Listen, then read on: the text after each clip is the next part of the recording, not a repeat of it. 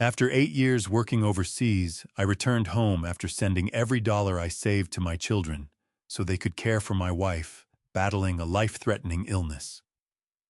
At our family dinner, my children looked at me and coldly said, "We never received a single cent from you." I froze, unable to speak. In silence, I placed my bag down, looked around the house I sacrificed for, and decided to uncover the truth that had been hidden from me forever. Welcome to Dad's Revenge Stories. I am so grateful you are here. Which city or country are you watching from? Drop your location below. Note: fictional elements are included for entertainment and educational value.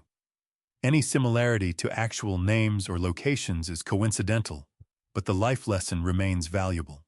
The taxi pulled away before I even reached the gate, and I stood there at the end of my own driveway, with a duffel bag in each hand, staring at a house that should have felt like home. It didn't. The roof over the east porch was sagging. I could see the dark stain of water damage even from the driveway. I had sent Nathan $4,000 in the spring of 2021 specifically for that roof. I remembered the wire transfer. I remembered standing in line at the Western Union office 2 blocks from the worksite in Qatar, sweating through my shirt in April heat, filling out that form by hand. $4,000 for that roof. The grass in the front yard hadn't been cut in weeks, maybe longer. The gutter on the left side was hanging loose, bent at an angle like a broken arm nobody had bothered to set. The mailbox was rusted through at the base. I told myself the kids had been busy. I told myself 8 years was a long time and houses aged. I picked up my bags and walked through the gate. Chunkri. My voice came out rougher than I expected, scraping against the back of my throat like I'd forgotten how to use it for anything other than shouting over machinery noise. The living room was dim. The curtains I didn't recognize, cheaper fabric than what June would have chosen, the kind that blocked light without adding any warmth. I set my bags down by the door and followed the narrow hallway to the back bedroom. She was sitting up in bed when I pushed the door open, smaller than I remembered. That was the first thing that hit me. Not the gray in her hair or the lines around her mouth, but how much smaller she seemed, like 8 years had quietly taken pieces of her I hadn't given permission to take. Her hands rested in her lap, thin-fingered and pale, and when she looked up at me, her eyes filled so fast she didn't have time to blink it back. "You came back," she whispered. I crossed the room in 4 steps and sat on the edge of the bed and took both her hands in mine. They were cold. I pressed them between my palms and held on. "I came back," I said. I couldn't manage anything else right then. We sat like that for a while, just her hands in mine, her breathing steadying out slowly, my chest doing something painful and necessary at the same time. Then I heard footsteps in the hallway, and the moment folded itself away. Dinner that night was Nathan's idea. "All of us at the table," he said. "Family, a welcome home." Tiffany, Nathan's wife, set out plates with the efficient cheerfulness of a woman performing a role she'd rehearsed. She was wearing a bracelet I didn't recognize, gold and heavy-looking, the kind June had always admired in store windows, but never bought for herself. Serena arrived 20 minutes late, kissed me on the cheek, and poured herself a glass of wine before she sat down. Joel came in last, pulled out the chair farthest from mine, and stared at his plate like it owed him an apology. The food was fine. The conversation was careful. Nathan asked about Qatar. I answered. Tiffany asked if I was tired from the flight. I said I was fine. Serena refilled her wine. Then Nathan set his fork down. "Dad."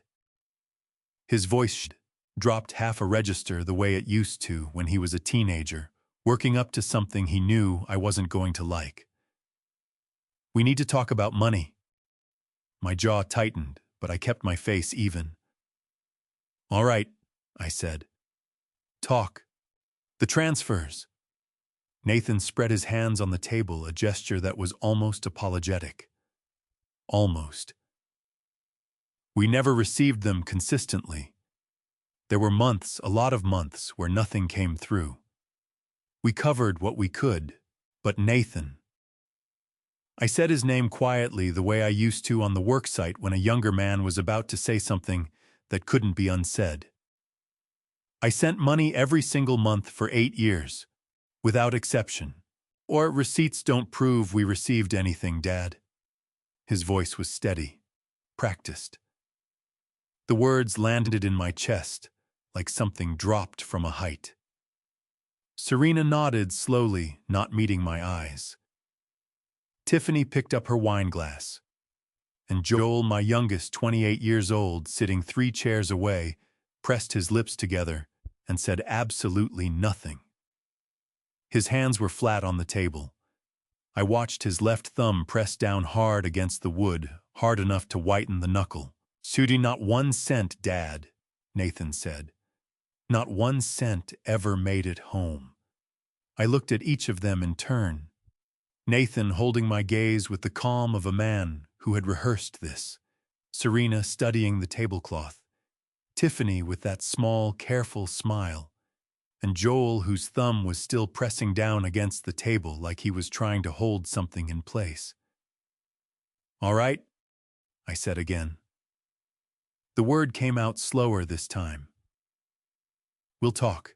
But as I pushed back from the table and carried my plate to the sink, I was already running it back, every transfer, every receipt, every phone call, where June's voice told me everything was fine. And I was thinking about Joel's thumb. White at the knuckle, pressing down, holding something back. That boy knew something. And before this was over, I was going to find out what. That night, I lay on top of the covers with my boots still on and stared at the ceiling of the bedroom I had shared with June for 31 years. She was sleeping in the hospital-style bed Nathan had apparently arranged in the back room, easier for her condition, he'd said at dinner, very matter-of-fact, like he was presenting a reasonable accommodation rather than something that had quietly separated my wife from her own bedroom. I hadn't argued. Not yet. I stared at the ceiling and let the phone calls come back to me. All of them. 8 years of Tuesday evenings finding a quiet corner of the worker housing, dialing the Tennessee number, waiting through 3 rings, 4 rings, and then Nathan's voice. "Hey, Dad." "Yeah, she's resting. I'll have her call you back." She never called back. Or if she did, it was the next afternoon, brief, her voice careful in a way I had mistaken for fatigue. "Mom's tired, Dad. It was a rough week. The doctor adjusted her medication, and she's been sleeping a lot." I had believed him. Every time. I pressed the heels of my hands against my eyes until I saw pressure shapes blooming in the dark, and I made myself go back further. Made myself be honest. There had been signs. I had chosen not to read them. June's voice on the phone had changed somewhere around year 3. Not dramatically, nothing that would have set off an alarm by itself. Just a flattening, like a song played in the wrong key. She still said the right things. She still asked about my hand, after the accident, still told me to eat properly, still said she loved me before hanging up. But the warmth had gone somewhere underneath the words, like a fire burning low behind glass. "I'm Edward, the medicine this month I haven't..." And then nothing. Nathan's voice in the background, cheerful and loud. "Mom, your show's on." And June instantly, "I have to go. I love you." Click. I had called Nathan back immediately. "She okay?" I'd asked. "Totally fine, Dad. She gets confused sometimes with the medication timing. You know how she is." I had said yes. I had said of course. I had hung up and gone back to my bunk and told myself that June was being cared for. That my son, my firstborn, the one who had shaken my hand at the airport like a man accepting responsibility, was handling things the way he'd promised. I sat up on the edge of the bed and pressed my fists against my knees. Nathan had sent me messages. That was the part twisting in my stomach now, not just the phone calls, but the texts. Detailed, reassuring, regular as clockwork. Picked up Mom's meds today. She ate well at dinner. Doctor appointment went fine, no changes to the plan. Don't worry, Dad. We've got this. I had saved some of them. Not all, but some. I pulled out my phone and scrolled back years back through a thread that now read like a document of careful, deliberate lies. Each one short enough to seem spontaneous. Each one specific enough to seem true. February 14th, 2019 brought Mom flowers for Valentine's Day. She's in good spirits. July 3rd, 2020 AC unit needed a repair, used some of the transfer this month. Hope that's okay. November 8th, 2021.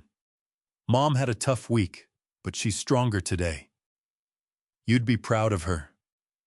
I set the phone face down on the mattress. I thought about the night the phone had rung at 2 in the morning. December 24th, 2021. I'd been awake anyway, couldn't sleep on Christmas Eve, never could not once in 8 years away. The number on the screen was unfamiliar, a Tennessee area code, but not the house line. I'd answered before the second ring. Edward. June's voice hushed, rushed, like she was speaking into her hand. Come home. I'm scared. My heart had slammed against my ribs so hard it hurt. June. June, what's wrong? Are you hurt? Is it your... The sound of footsteps. A door. And then the line went dead. I had called back 4 times. No answer. I had called Nathan in a full panic, and he had picked up on the second ring sounding annoyed and sleepy.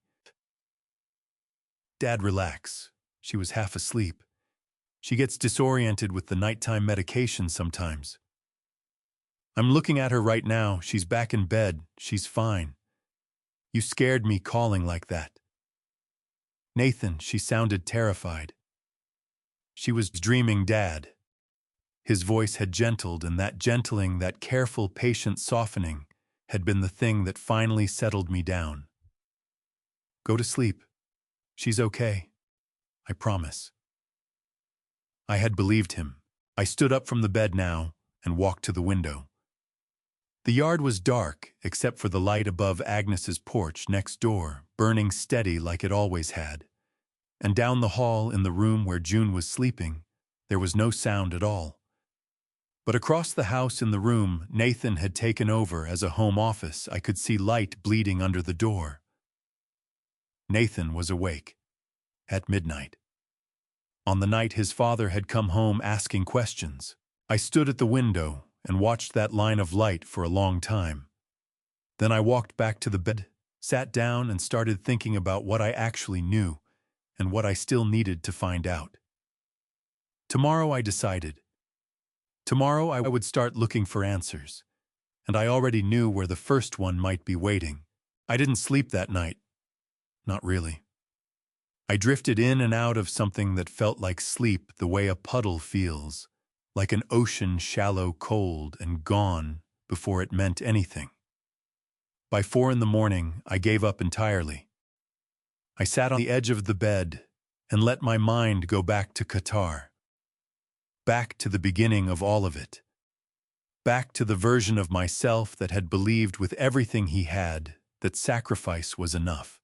Let me tell you what 8 years looks like when you're doing it for the people you love. It looks like a 9x12 room with a ceiling fan that wobbled so badly you learned to sleep through the rattling, or you didn't sleep at all. It looks like a hot plate and a mini fridge and a stack of instant noodle packets that you bought in bulk because they were 40 cents each, and every dollar you didn't spend on yourself was a dollar that made it home. For the first 3 years, I didn't buy a single new piece of clothing. I wore my work boots until the left sole started separating from the upper. Then I wrapped it with electrical tape and kept wearing them. The men I worked with, Filipinos, Pakistanis, Kenyans, one big Mexican named Carlos Mendez, who snored like a freight train and laughed like a man who had decided on principle to enjoy his life. They knew better than to comment. Carlos figured it out first. "You send everything, don't you?" he said one evening. "Not a question." We were sitting outside the housing block in plastic chairs sharing a bag of chips that Carlos had bought because I hadn't bought snacks in 2 years. "Most of it," I said. "How much you keep enough to eat?" He looked at me for a long moment, then nodded once and didn't bring it up again. That was the thing about Carlos. He understood the kind of weight a man carries when he's chosen to carry it, and he knew that asking about it too directly was like pressing on a bruise. The work itself was loud and hot and relentless. Pipeline welding in a country where summer temperatures hit 120 degrees before noon. I was good at it, had been doing some version of it for 20 years back in Tennessee, and the foreman knew it, which was the only reason I kept my position after the injury. Year 2. February. A pressure valve assembly on the secondary line shifted without warning during a routine inspection, and before I could pull my hand clear, 3 fingers on my right hand got caught between the fitting and the housing. I felt the crunch before I felt the pain. I sat down on the platform grating and breathed through my nose until the nausea passed. Then I wrapped my hand in a rag from my back pocket, told the man next to me it was just a pinch, and finished the shift. "You need a hospital," Carlos said when he saw me that evening, his face going tight with something that looked a lot like anger. "I need to keep this job," I said. "Eduardo." He grabbed my wrist, the good one, and looked at me hard. "If that hand gets infected, you lose the job anyway." "It won't get infected." "How do you know?" "Because I can't afford for it to." He let go of my wrist. He went to his locker and came back with a proper first aid kit, antiseptic, gauze, medical tape, and he dressed the wound without saying another word. I was back on the line the next morning. The fingers healed crooked. They still are. Year 4 brought the salary cut. 20% across the board. Global oil prices dropping the company, tightening. The announcement delivered via a printed notice slipped under every door in the worker housing like a parking ticket. I sat on my bed and did the math 3 times, hoping it would change. It didn't. I called the payroll office the next morning and asked about overtime availability. "How many extra shifts you want?" the supervisor asked. "How many you got?" I said. I worked nights for 11 months straight. My body stopped knowing the difference between tired and not tired. It just became a permanent condition, like the heat or the noise or the loneliness that settled into your bones around year 3 and never fully left. But the transfer amount didn't drop, not by a single dollar. Every month, same as always, I stood in line at the Western Union and I sent it home. Carlos started scanning my receipts around that time. I didn't know he was doing it until much later. He had a small scanner on his phone, and after I'd file my copy away in the envelope I kept under my mattress, he'd take a photo of his own copy and email it to himself. I asked him once why he bothered keeping documentation of someone else's transactions. He shrugged in that big, unhurried way of his and said, "Some things deserve to be remembered by more than one person." I thought he was being sentimental. I didn't understand yet that he was being careful. By year 6, the loneliness had taken on a specific shape. It wasn't the missing home kind anymore that had softened into something more like background noise. It was the kind of loneliness that comes from watching the same ceiling every night and wondering whether the people you're killing yourself for actually know you're doing it. June's voice on the phone. Flatter every year. Nathan's texts. Steady and detailed and somehow never quite answering the question I was actually asking. The roof that was still sagging when I came home. I pressed my hands flat against my thighs in the dark of the bedroom, and felt the old ache in my crooked right fingers, the fingers I'd wrapped in electrical tape, and kept working because I couldn't afford to stop. 8 years of that. 8 years of choosing them over everything. Tomorrow, I had told myself last night. It was already tomorrow, and somewhere in this house someone owed me the truth. The morning came in gray and cold, the kind of Tennessee January that settles into your joints and reminds you you're not as young as you used to be. I heard Nathan moving around in the kitchen before 7. The sound of cabinet doors, the coffee maker running the particular rhythm of a man who had made himself at home in a house that wasn't his. I lay still and listened to it for a full minute before I got up. I remembered the phone call. Qatar, Year 5. March 2021. The company had posted the leave schedule and my name was on it, 3 months of paid home leave starting in April. I had stood in the hallway outside the foreman's office and read my name on that list 3 times because I couldn't quite believe it was real. 3 months. I could go home. I could sit on my own porch and drink coffee that didn't taste like it had been brewed through a sock and hold June's hand in the actual sunlight. I had called Nathan before I even called June. Dad. His voice had been warm, pleased sounding. How's everything over there? Good news, I'd said. I'm on the leave schedule, April through June. I'm coming home. A pause. Brief, maybe 2 seconds, but I heard it. Wow, Nathan said. That's great, Dad.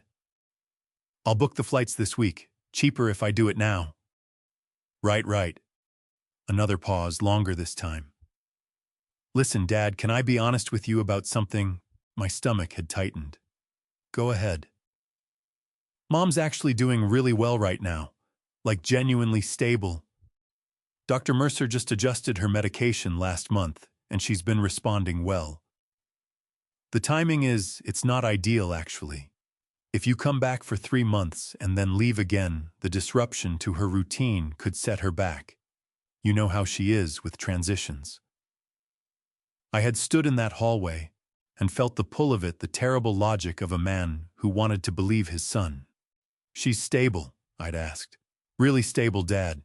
And here's the other thing, if you take the leave now, you lose the seniority bonus in March. That's $6,000. We could really use that toward her treatments next year. $6,000. He knew exactly what number to say. Stay. Nathan had said, his voice settling into something warm and certain. Stay and earn. We've got this handled, I promise. I had stayed. The bonus had never materialized. I had never asked about it directly, and Nathan had never mentioned it again. I got dressed in the gray January light and walked down the hall to the kitchen. Nathan was at the counter with his back to me, pouring coffee into a mug that I recognized, heavy ceramic, dark blue, the one June and I had bought at a craft fair in Knoxville 20 years ago. Morning, I said. He turned around and had the grace to look slightly startled. Dad, didn't hear you up. I've been up a while. I pulled out a chair at the kitchen table and sat down. Sit with me a minute. Something moved across his face, not quite fear, but adjacent to it. He brought his coffee to the table and sat. Year 5, I said. When I was on the leave schedule, you told me Mom was stable. Nathan wrapped both hands around his mug. His knuckles were white against the dark ceramic. She was doing better that spring. Was she, Nathan? My voice came out level. I had learned a long time ago that the most dangerous sound a foreman could make was a quiet one. Because I came home in January, and your mother's hands were cold, and she'd been sleeping in a separate room, and her medication wasn't what her doctor prescribed. Medications get adjusted. Nathan. I put both palms flat on the table. I sent $4,000 for that roof in April of 2021, the same spring you told me not to come home. That roof is still damaged. Where did that money go? Nathan's jaw tightened. He stared into his coffee mug like the answer might be floating in it. There were other expenses, he said finally. What expenses? The HVAC needed work. The water heater.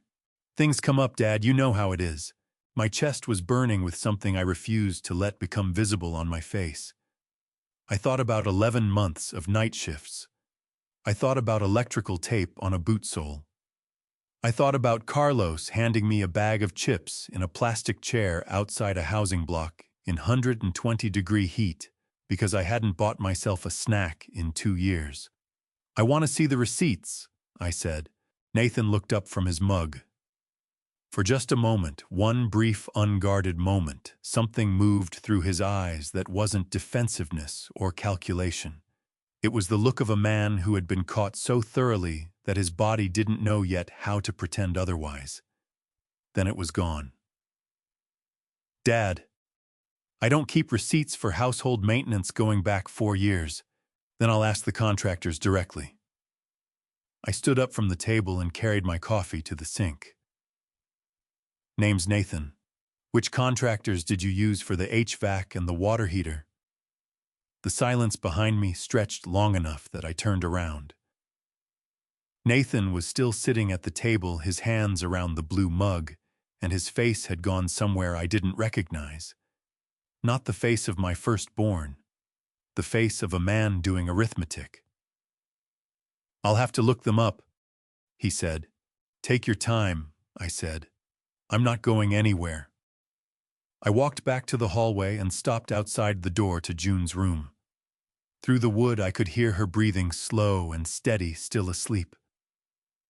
I pressed one hand flat against the door and stood there for a moment. Then I went to find my jacket. I had somewhere to be. The jacket was still in my hands when I stopped at the end of the hallway. I had told myself I was going somewhere. But the truth was, I didn't know where, yet I just knew I needed to move. Needed to do something with the pressure building in my chest before it found a way out that I'd regret.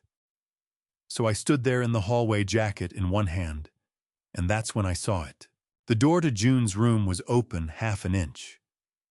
She must have pushed it during the night. She always slept better with a crack of air coming through, had done it her whole life, drove me crazy in winter when the drafts came under the baseboards. Old habit. 30 years of marriage and you learn which habits belong to the person and which ones are just noise. I pushed the door open quietly. June was still asleep. One hand curled near her chin, the way she always slept. But it was the nightstand that stopped me cold. The top drawer was open 2 inches, not all the way, just enough. And I could see the corner of something pale inside. An envelope. I crossed the room in 4 steps and pulled the drawer open the rest of the way. The envelope was addressed in June's handwriting, her careful looping cursive that I would have recognized anywhere. The name on the front was mine, Edward Calloway. And the return address was this house, this street, this town.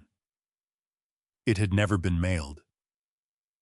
The stamp was still clean. The flap was sealed. I took it to the kitchen table, sat down in the gray morning light, and opened it. Edward, I don't know if Nathan will send this. I'm going to ask him to, but I don't know. My hip has been bad this week and writing hurts, but I need to tell you something, and the phone isn't safe.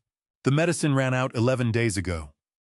I asked Nathan about the refill, and he said the money from your transfer this month went to the electric bill and the car insurance, and there wasn't enough left. I asked how that could be. You always send more than enough, you told me the amount every month, and he said costs have gone up, and I should stop worrying about things I don't understand. Edward, I'm not stupid. I've been keeping track. I don't want to believe what I'm starting to think. Nathan is our son. But the numbers don't add up, and they haven't added up for a long time. And I am lying here in this bed with 11 days of missed medication. And I am scared. Come home. Please. June P.S. The date on this letter is March 14th. If you're reading this and it's much later than that, then you'll know Nathan didn't send it. I read it twice. Then I set it flat on the table and pressed both palms down on top of it, like I could hold it still. Like if I held it still enough, it would stop meaning what it meant. March 14th, 2022, 22 months ago. June had been lying in that bedroom with 11 days of missed medication, writing me a letter with a bad hip and asking our son to mail it. And he hadn't. The sound that came out of my chest wasn't crying. I hadn't cried in so long, I wasn't sure I still knew how.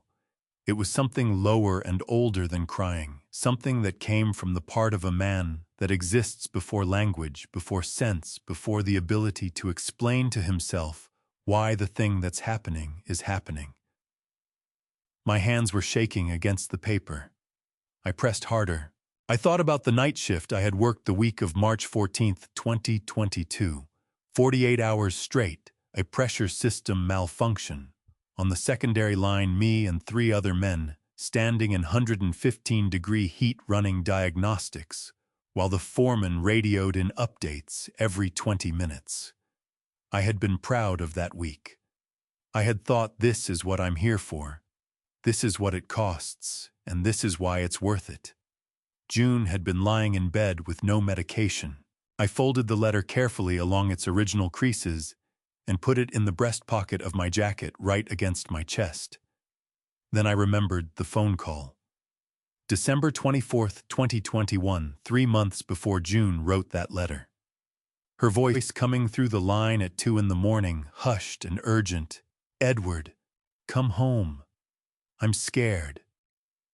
And Nathan's voice the next morning, smooth and patient and absolutely certain she was dreaming Dad. You know how she gets. I sat at that kitchen table and I let myself feel the full weight of what I had allowed to happen. Not what Nathan had done, I would get to Nathan, but what I had done. Every time I had chosen to believe the easier explanation. Every time I had told myself that if something were truly wrong, June would find a way to tell me. She had found a way. Multiple ways.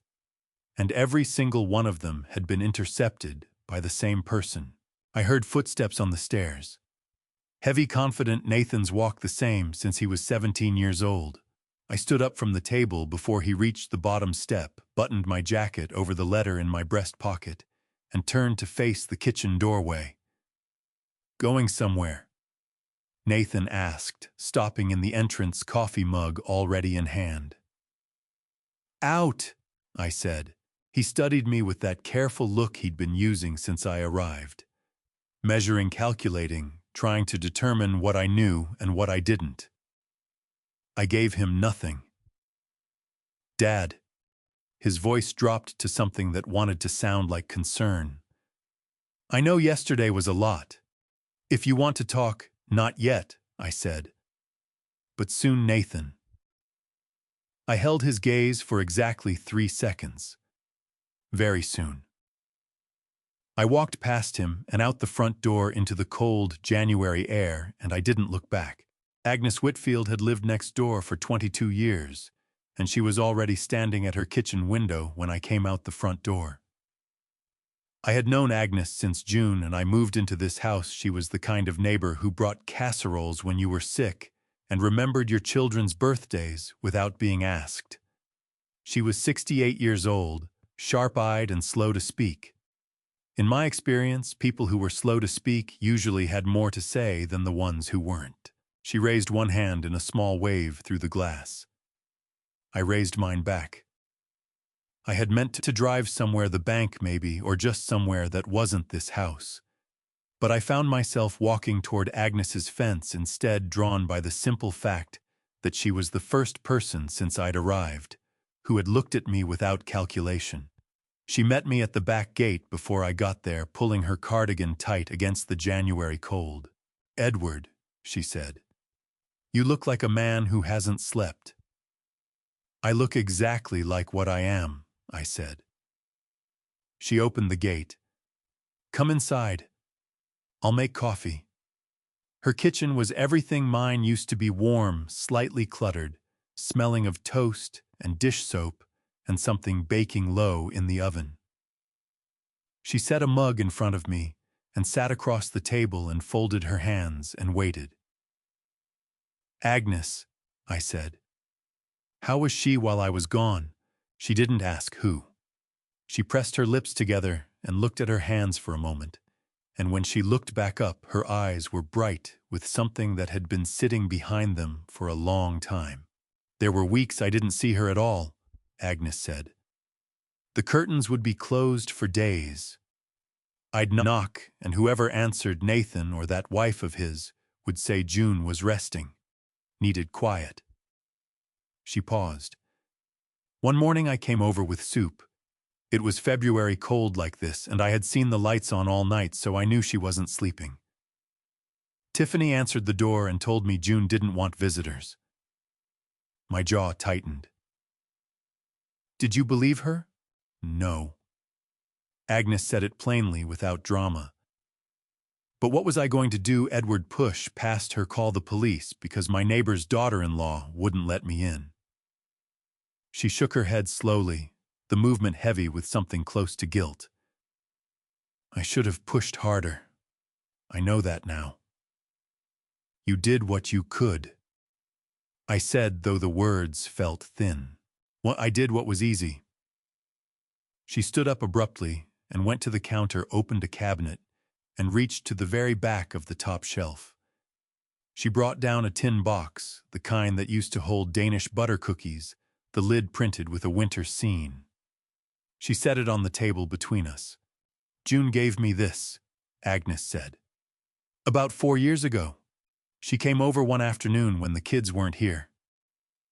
Nathan and Tiffany had taken Joel somewhere, I think, and she stood in my kitchen, and she said, 'Agnes, I need you to keep something for me. Don't give it to the children, only Edward.' My chest went very still. Agnes lifted the lid. Inside, held together with a rubber band, was a stack of papers. Receipts. Western Union transaction receipts, each one folded once down the middle, each one with a date and an amount written across the top in June's handwriting. I picked up the first one. January 14th, 2016, $2,400. My handwriting on the sender line. June's name on the receiver line. Confirmation number, transaction ID, the address of the Western Union office 2 blocks from the Qatar worksite. I picked up the next one. February 11th, 2016, same amount, same details. I went through them one by one, my hands moving steadily, even as something in my chest cracked open like old timber giving way under weight. Every month. Every single month for 8 years.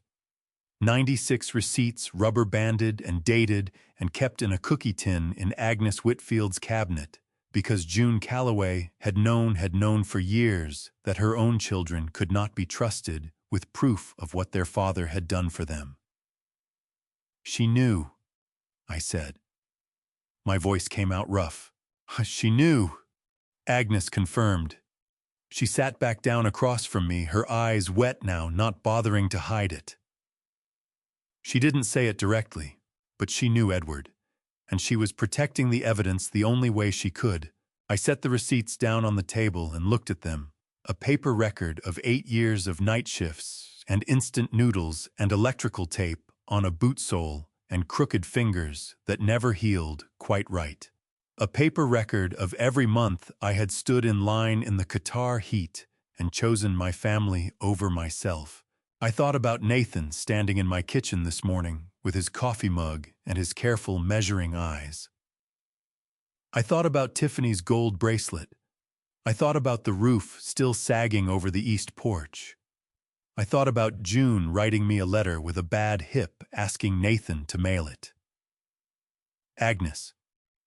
My voice was steadier than I expected. "Can I take these? They're yours," she said. "They were always yours." I put the receipts back in the tin and closed the lid. The metal was cool and solid in my hands, the most substantial thing I had touched since coming home. "There's something else," Agnes said quietly. She was looking at her coffee mug, turning it slowly in her hands. "Pastor Ron, you should go see him. He told me once that June said something to him during one of his visits. Something about the money." She looked up. "He remembered it. He's been waiting for you to come home and ask." I stood up from the table, tin box under one arm. My legs felt steadier than they had since I landed. "Thank you, Agnes," I said. She reached out and gripped my forearm for just a moment, hard, deliberate, the grip of a woman who meant it. "Bring her back," she said. "Whatever it takes. Bring June back."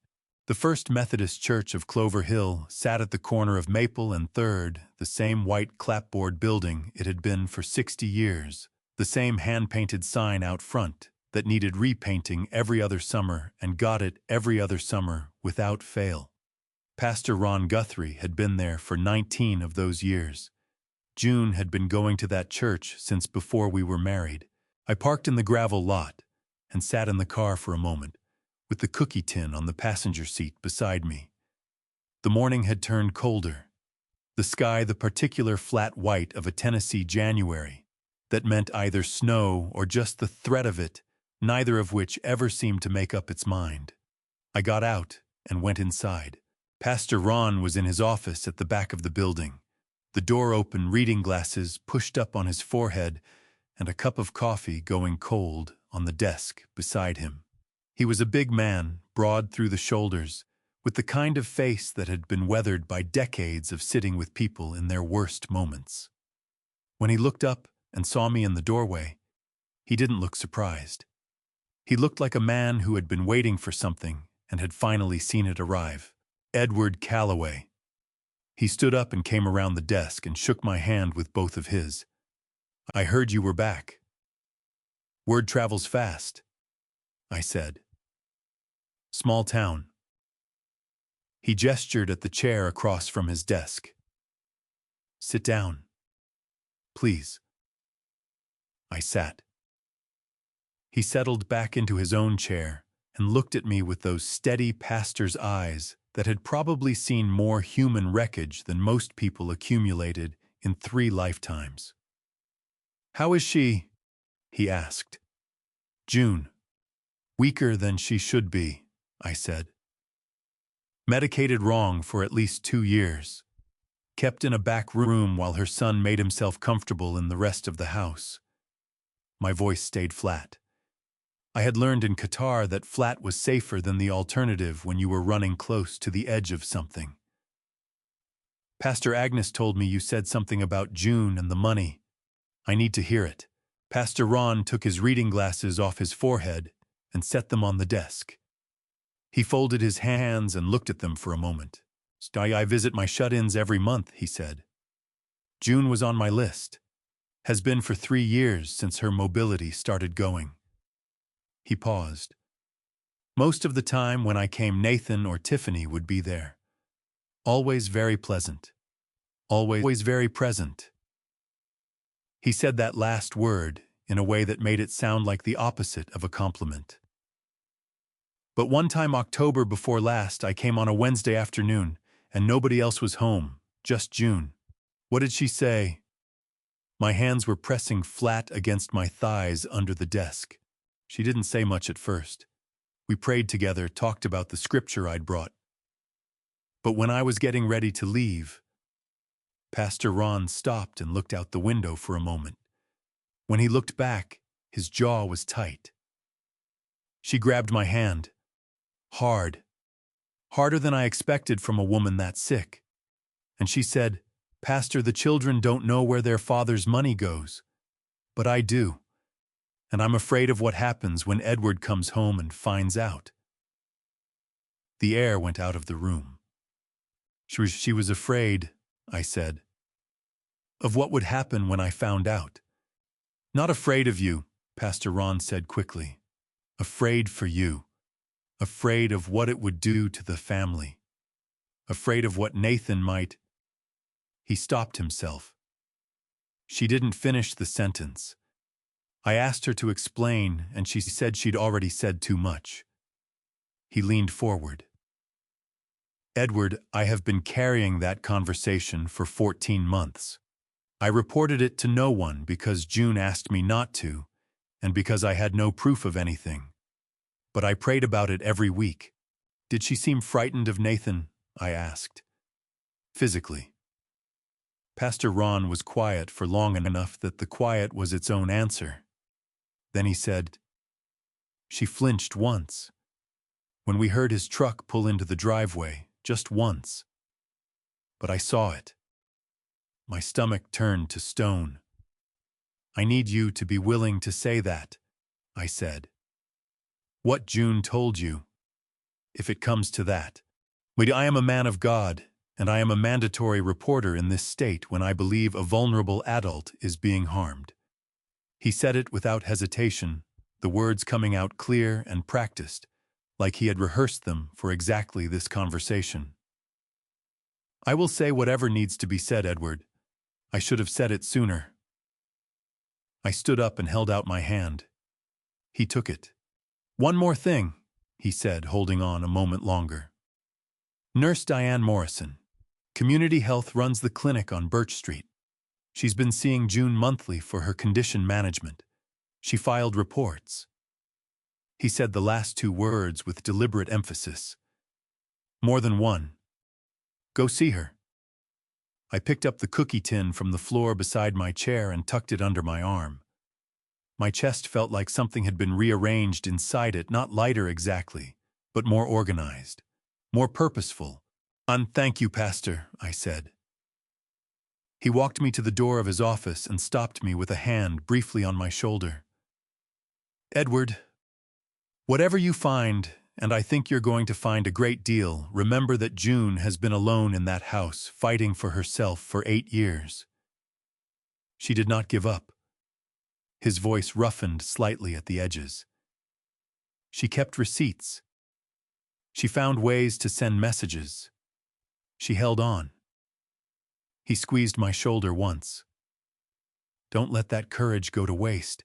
I walked back out through the empty church and into the flat white January cold, and I drove toward Birch Street with my hands steady on the wheel and something hard and clear settling into place behind my eyes. The Clover Hill Community Health Clinic was a converted house on Birch Street, the kind of small-town medical operation that ran on underfunding and determination, and the particular stubbornness of people who believed that showing up mattered more than having resources. A hand-lettered sign by the door listed the hours. A rubber doormat read, "Welcome," in letters worn down to near illegibility. Nurse Diane Morrison was not what I expected. I had pictured someone soft-spoken, cautious, the kind of medical professional who chose every word like she was diffusing something. What I got was a woman of about 50 with close-cropped gray hair and the direct gaze of someone who had been lied to by enough family members of enough patience that she had stopped giving the benefit of the doubt somewhere around year 15 of her career. She looked at me across the small waiting room before I even introduced myself. "You're Edward Calloway," she said. Not a question. "I am," I said.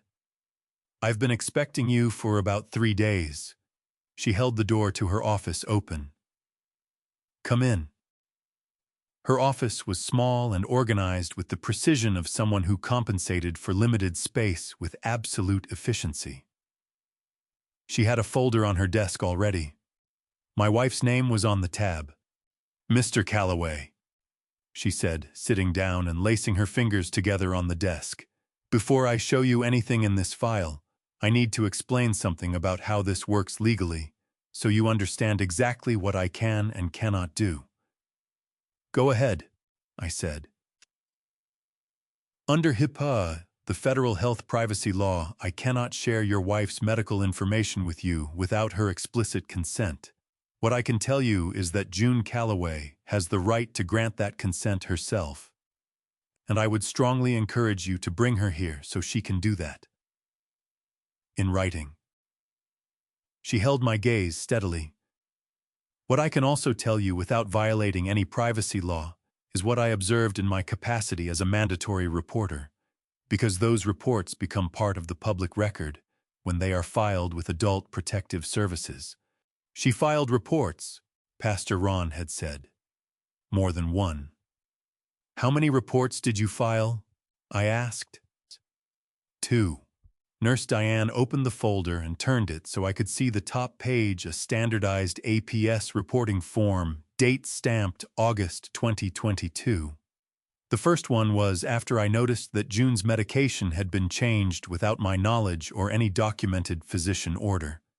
She was receiving a generic substitute that was not therapeutically equivalent to what Dr. Harris had prescribed. When I asked Nathan Calloway about it, he told me the pharmacy had made the substitution, and he hadn't thought to question it. She paused. That explanation was possible but implausible. The cost difference between the two medications is approximately $300 per month. $300 a month. Over 2 years. My jaw ached from clenching. What happened to the report? I asked. APS sent a caseworker. Nathan was present during the visit, very cooperative, very articulate. He provided documentation showing the pharmacy substitution and a letter from a physician, not Dr. Harris, stating the medications were equivalent. She pressed her lips together. The case was closed. And the second report, October 2023. She turned to the second form in the folder. By then, June had lost 11 pounds from her baseline. She was showing signs of mild malnutrition, not severe enough to be immediately life-threatening, but significant for someone with her condition. When I asked her directly whether she was eating regularly, she told me she sometimes couldn't reach the kitchen. Nurse Diane's voice stayed professional, but something moved behind her eyes that was not professional at all. It was anger, old and carefully managed. She told me she sometimes couldn't reach the kitchen, Mr. Calloway, in her own home. With 3 adult children and a daughter-in-law living in or near the property, my hands gripped the arms of the chair. I made myself breathe. The second report, I said, also closed. Nathan brought Tiffany to the follow-up visit. They had rearranged the kitchen, moved things to lower shelves, installed a grab bar by the refrigerator. Very impressive presentation. She closed the folder. But grab bars don't explain where $300 a month in medication costs were going.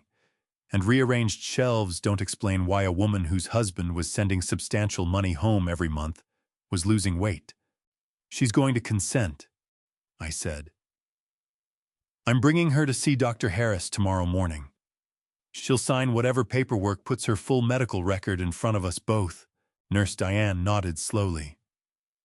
When she does, what Dr. Harris will tell you is that June should have been on an escalated treatment protocol beginning no later than early 2022, with the insurance coverage available to her and with appropriate financial resources applied to her care. She stopped and looked at me directly. She should be in significantly better health than she is right now, Mr. Calloway. The words landed like something dropped from a height. I sat with them for a moment. Then I said, Nurse Diane, will you be willing to provide your reports and your professional observations if this goes further? I already filed the reports. They exist whether I cooperate or not. She stood up and held out her hand. But yes, I will cooperate fully. I have been waiting for someone to ask. I shook her hand and walked out into the January afternoon. I sat in my car in the clinic parking lot and did not move for several minutes.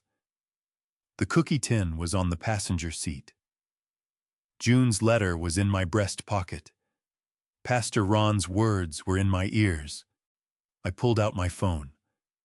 I scrolled to a name I hadn't called in 3 days, a name with a Qatar country code. Carlos had kept everything, and it was time to ask him for it. Before I tell you what I found next, comment the number 8 right now, so I know you're still here with me. 8 years, 8 winters. You'll understand why that number matters in a moment. A reminder this story contains fictional elements crafted for meaningful storytelling. If this type of content isn't for you, it's okay to step away, no hard feelings. The parking lot of the Clover Hill Community Health Clinic had emptied out by the time I finally moved. 2 cars left mine, and what I assumed was Nurse Diane's, and the flat white sky had shifted toward the gray-purple of an early January dusk. I had been sitting there for 11 minutes. I know because I watched the clock on the dashboard the whole time, needing something precise and countable to hold on to, while everything else felt like it was sliding. I scrolled to Carlos's name and pressed call. The connection took longer than usual. The Qatar time difference meant it was close to 2 in the morning there, and I had already started composing an apology for waking him when he picked up on the 4th ring. Edward. His voice was rough with sleep, but alert almost immediately. The way men who work night shifts learn to surface fast. Something wrong. I need to ask you something, I said. And I need you to be honest with me, even if the answer is hard. A pause. I heard him sit up, heard the creak of a bunk frame, the same sound I had fallen asleep to for 8 years. Go ahead, he said. The receipts. The ones you kept. My throat was tight, but my voice held. Did you scan all of them every month? Every single one. No hesitation. From February 2016 to December 2023, 95 transactions. I got them all in a folder in my email organized by year. 95. June's cookie tin had 96. She'd kept the first one herself before she started handing them to Agnes. The numbers matched. Carlos. I pressed my free hand flat against the steering wheel. Why you never told me you were doing it? You just, why? The line was quiet for a moment. When Carlos spoke again, his voice had lost the roughness of sleep and taken on something more careful. You remember the night you got the call about June's diagnosis, he said. Year 1, October. You came back to the room after and you sat on your bunk and you just stared at the wall for about an hour without moving. I remembered. I asked if you wanted anything and you said no. I asked if you wanted to talk, and you said no. He paused. Then you got up, went to the Western Union app on your phone, and sent $300 extra that month. In the middle of the night, on top of what you'd already sent that week. Another pause. I watched you do it, Eduardo. $300 extra at midnight because your wife was sick and you were on the other side of the world, and it was the only thing you could do. His voice roughened slightly. A man who does that deserves to have someone pay attention. My eyes were burning. I blinked hard against it. I need those receipts, I said. All of them. Can you send them tonight? I'm already pulling up the folder. I heard him moving, the sound of a phone being switched to speaker fingers on a screen. Edward, what's happening? Are they saying you didn't send it? All 3 of my children, I said, standing in my kitchen. Not 1 cent, they said. The silence on Carlos's end lasted exactly 4 seconds. Then he said something in Spanish that I didn't need to translate, because the tone was universal. The particular combination of disbelief and fury that crosses every language barrier without any trouble at all. I'm sending everything right now, he said. Every year, every month, every confirmation number. You'll have it in 5 minutes. His voice had gone tight and flat, the same voice I'd heard him use once when a supervisor tried to shortchange the crew on overtime. And Edward, if you need me to get on a plane and stand in front of whoever needs to hear it in person, you tell me. You hear me? You tell me. Something cracked open in my chest at that. Not painfully, but the way a window cracks open when a room has been closed too long and the air finally moves. I hear you, I said. Thank you, Carlos. For all of it. "Don't thank me," he said roughly. "Go get what's yours." He hung up. 40 seconds later, my email notification chimed. Then chimed again. Then kept chiming, 1 email per year, 8 emails, each one with a folder of scanned receipts organized by month. I opened the first one and scrolled through every transaction recorded in crisp detail: sender name, receiver name, amount, confirmation number, date, time. 8 years of evidence, neat and irrefutable, delivered from a bunk room in Qatar at 2 in the morning by a man who had decided years ago that paying attention was the least he could do.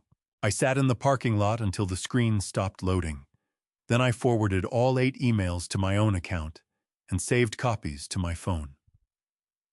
I thought about what I had now. June's 96 receipts in the cookie tin. Pastor Ron's testimony about what June had told him. Nurse Diane's 2 APS reports.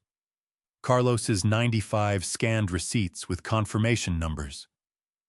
The letter in my breast pocket dated March 14, 2022, in June's own handwriting. And I thought about what I still didn't have. The bank records. The account that June and I had opened together before I left the joint account, where I'd sent every wire transfer for 8 years. I needed to know what had happened to that account, and I needed to know whose name was on it now. I started the car. It was time to go home.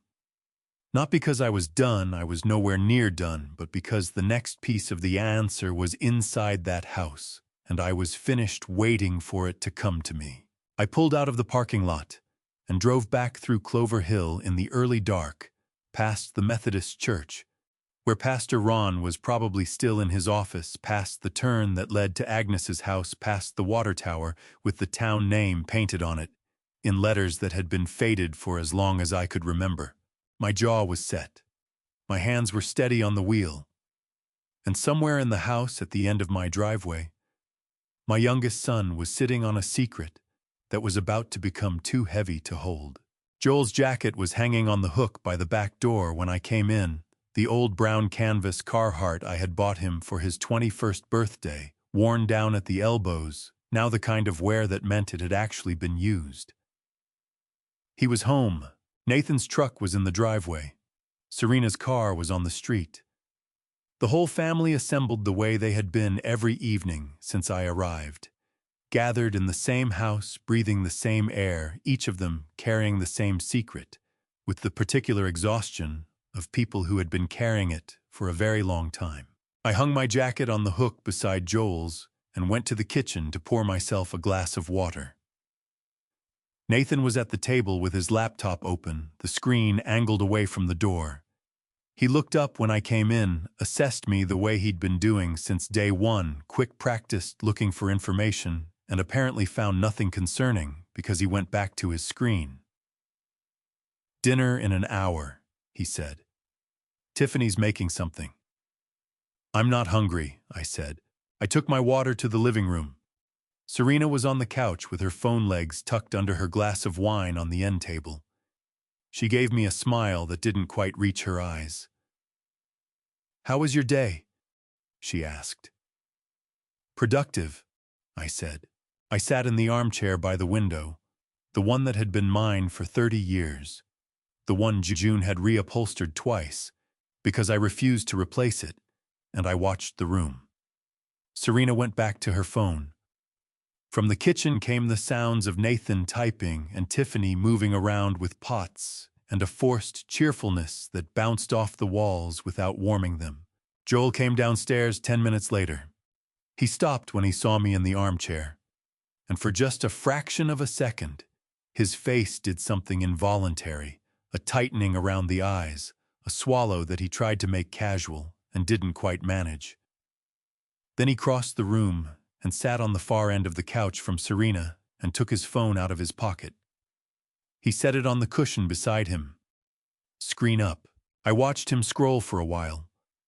Then his phone buzzed with a notification, and he picked it up, read something, typed a quick response, and set it back down, screen up again, the way young people did without thinking about it. The phone, an extension of the hand, always present, rarely private. 10 minutes later, he stood up. "Getting water," he said to no one in particular, and went to the kitchen. The phone stayed on the couch cushion. I looked at it for 3 seconds. Then I crossed the room, picked it up, and read the screen. The notification that had come through was from Nathan. A text message sitting unread below Joel's response. "Don't say anything extra. He doesn't know what he doesn't know. Stay calm, and this is over in a few days." I scrolled up. The thread went back months. Years. I stood there in my own living room and read, and with every scroll upward, the thing in my chest that I had been keeping carefully managed all day started pushing against its walls. Wire came in, and 2,400 in. You want your cut this month or next, this month. Rent's due. Done. Check your account Thursday. Further up, how much this month, same as always. Dad's consistent, I'll give him that. He really thinks we're using it for Mom. He really does. Further up, still a thread between Nathan and someone saved as home, which I realized after a moment was this house's landline, which meant Nathan had been texting himself reminders using the house phone account Diane Morrison came by again. Handled it. Don't worry. I put the phone back on the couch cushion exactly as I had found it, screen up, same angle, and sat back down in my armchair. Joel came back from the kitchen with his water glass and picked up his phone and went back to scrolling, and I watched his face and waited. It took 40 seconds. He was a bad enough liar that the moment he registered the thread as read, something shifted in his expression, a sudden stillness followed by a very careful return to normal that was not normal at all. His eyes came up slowly and found mine across the room. I held his gaze and said nothing. I let him read my face the way I had read his phone, carefully, completely, without looking away. Joel's water glass tilted in his hand. He caught it before it spilled, but just barely. His face had gone the color of old plaster, gray-white and crumbling at the edges. His mouth opened. "Dad," he said. His voice cracked on the single syllable like a boy half his age. "Dad, not here," I said quietly. "Not now." His eyes went to the kitchen doorway. Nathan's typing had stopped. "Tomorrow morning," I said. "Early. Before anyone else is up. You and me." Joel pressed his lips together so hard they went white. His throat worked. His hands were shaking around the water glass badly enough that I could see it from across the room, a fine, uncontrollable tremor that ran all the way up to his elbows. He nodded once. A small, wrecked motion. I turned back to the window and looked out at the dark January yard and the sagging roof of the east porch, just visible in the light from the kitchen. Nathan had started typing again. Tiffany was calling that dinner was ready. Serena was uncorking a second bottle of wine. I had everything I needed from this evening. Tomorrow the walls were coming down. Joel was sitting at the kitchen table when I came downstairs at 5:45 the next morning. He had not slept. That much was obvious. His eyes were red at the rims. His hair uncombed, his hands wrapped around a coffee mug with the grip of a man holding on to the only solid thing in the room. He was still wearing the same clothes as the night before. He looked up when I came in, and his face did something complicated and painful that I recognized, because I had felt it myself once a long time ago. The face of a person who has been carrying a lie so long that putting it down feels more frightening than keeping it up. I poured myself a coffee and sat down across from him. "Talk," I said. Joel's mouth opened, closed. He set the mug down and pressed both palms flat on the table and stared at them like he was reading something written on his own skin. "It started 3 weeks after you left," he said. His voice was low and rough, the words coming out like they had edges. "Nathan came to me at my apartment. I had just moved out first place on my own, 20 years old, and barely making rent. Said the first wire had come in, said Mom's medical bills were covered, said there was money left over, and it would just sit in the account doing nothing if we didn't. If we didn't. He stopped. His throat worked. I was 20 years old, Dad. I had student loans. Nathan said it was temporary. Said we'd pay it back before you ever came home.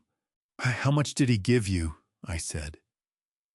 Joel squeezed his eyes shut. $500 a month. For 8 years. I did the math without wanting to. $48,000. My youngest son had taken $48,000 of the money I had wrapped electrical tape around my boots for, and he had used it to pay his student loans, and he had told himself it was temporary for 96 months running. Joel. My voice came out steady. I had decided somewhere around 3 in the morning that I would not let anger drive this conversation.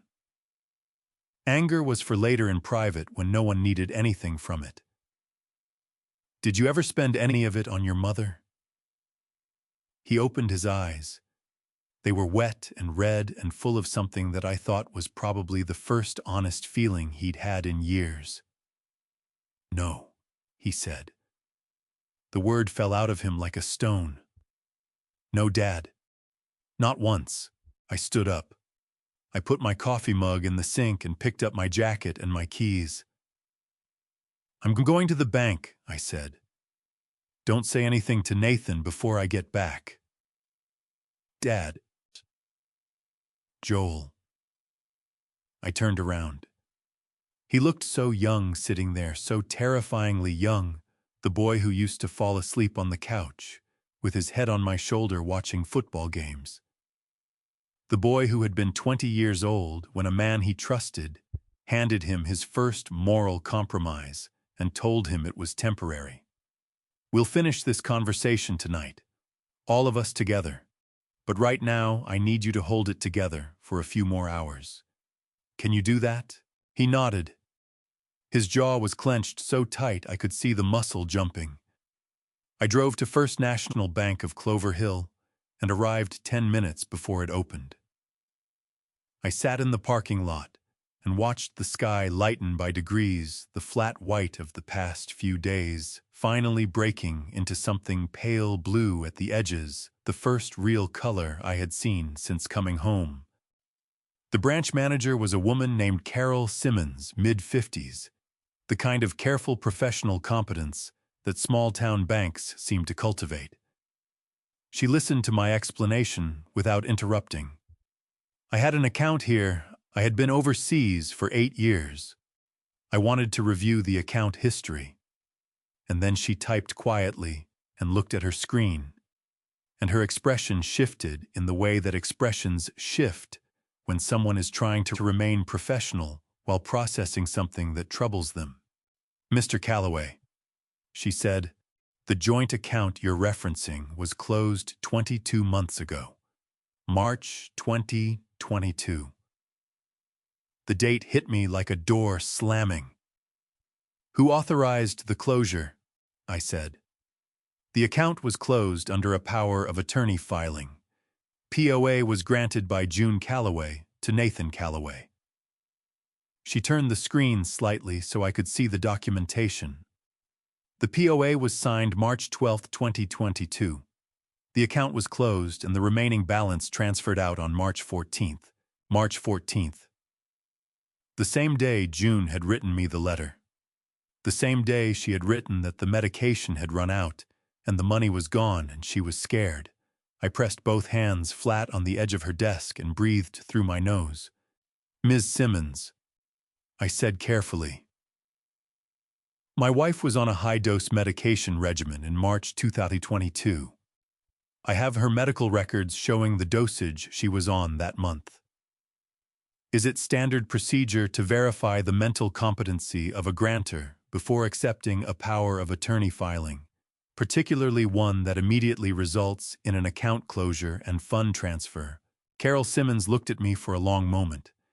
Then she said, under Tennessee law, a power of attorney is presumed valid if properly witnessed and notarized. However, if there is evidence that the grantor was under undue influence at the time of signing, meaning that someone in a position of trust used that position to override the grantor's free will, the POA can be challenged and potentially voided by a court. She paused. That would be a matter for an attorney. I understand, I said. Can I get a complete transaction history for the account from opening to closure? Of course. She printed it while I sat there. 6 pages. I folded them and put them in my jacket pocket beside June's letter. Outside in the parking lot before I started the car, I checked my phone. There was a text from a number I didn't recognize. It read, "Mr. Calloway, this is Diane Morrison. There's something else you should know. Can you meet me at the Blue Ridge Diner on 5th Street noon today?" I looked at the time. It was 9:47. I had 2 hours. I drove home, checked on June. She was awake, sitting up, and the look she gave me when I appeared in her doorway was the look of a woman who had been waiting 8 years for exactly this.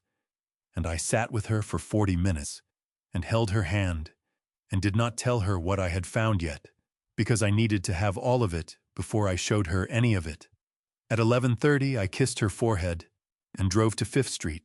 The Blue Ridge Diner smelled like coffee and bacon grease and the particular warmth of a place that had been feeding people through hard winters for 40 years. It was the kind of diner where the booths had been reupholstered twice, and the pie case was always full, and the waitress knew your name if you'd been coming long enough. Nurse Diane had chosen a corner booth facing the door. She was already there when I arrived, a folder on the table in front of her. A cup of coffee untouched her hands. Folded with the careful stillness of someone who had been rehearsing what they needed to say. I slid into the booth across from her, and she looked at me with those direct gray eyes and said without preamble, "I owe you an apology." "You don't," I said. I filed 2 reports and let both of them be closed without pushing harder, she said. I knew something was wrong, and I told myself I didn't have enough to go further. That was partially true, and partially cowardice, and June Calloway deserved better than that from me. Her jaw was set hard, the way jaws get when someone has been angry at themselves for a long time. So, apology given. Now let me tell you what I should have told you the first time we met. She opened the folder.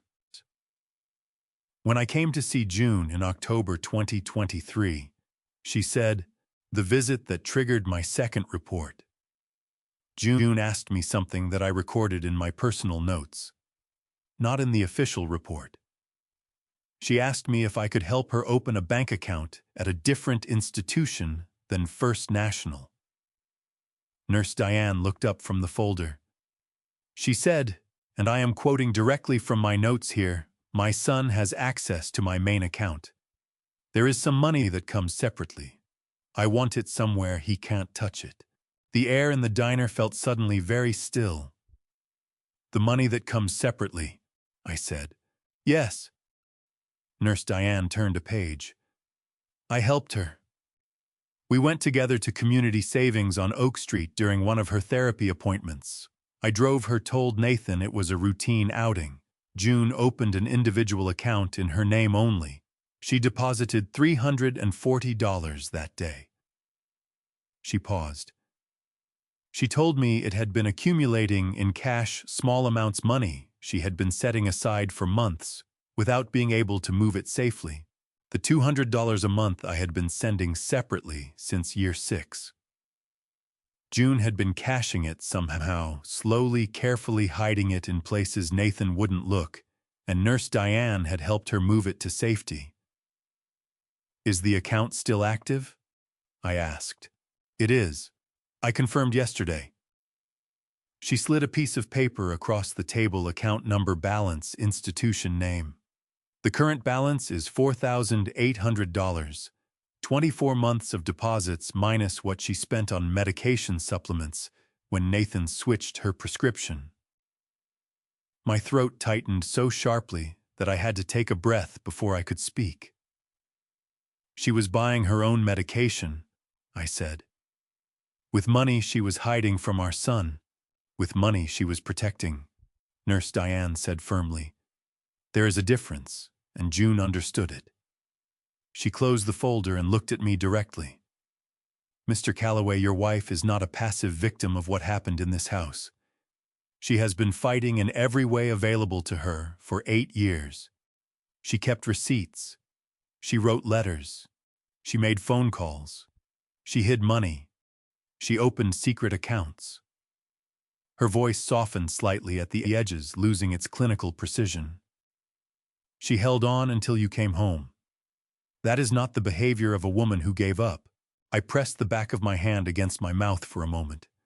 Just a moment. There's one more thing, Nurse Diane said. Tiffany Calloway. I looked up, saw the second APS visit when Nathan brought Tiffany, and they presented so well that the caseworker closed the case. She opened the folder to a page near the back. I was present for part of that visit. I observed Tiffany speaking on June's behalf, repeatedly answering questions that were directed at June, redirecting the caseworker's attention when June tried to speak independently, touching June's arm in a way that looked affectionate but functioned as... She stopped and chose her next word carefully.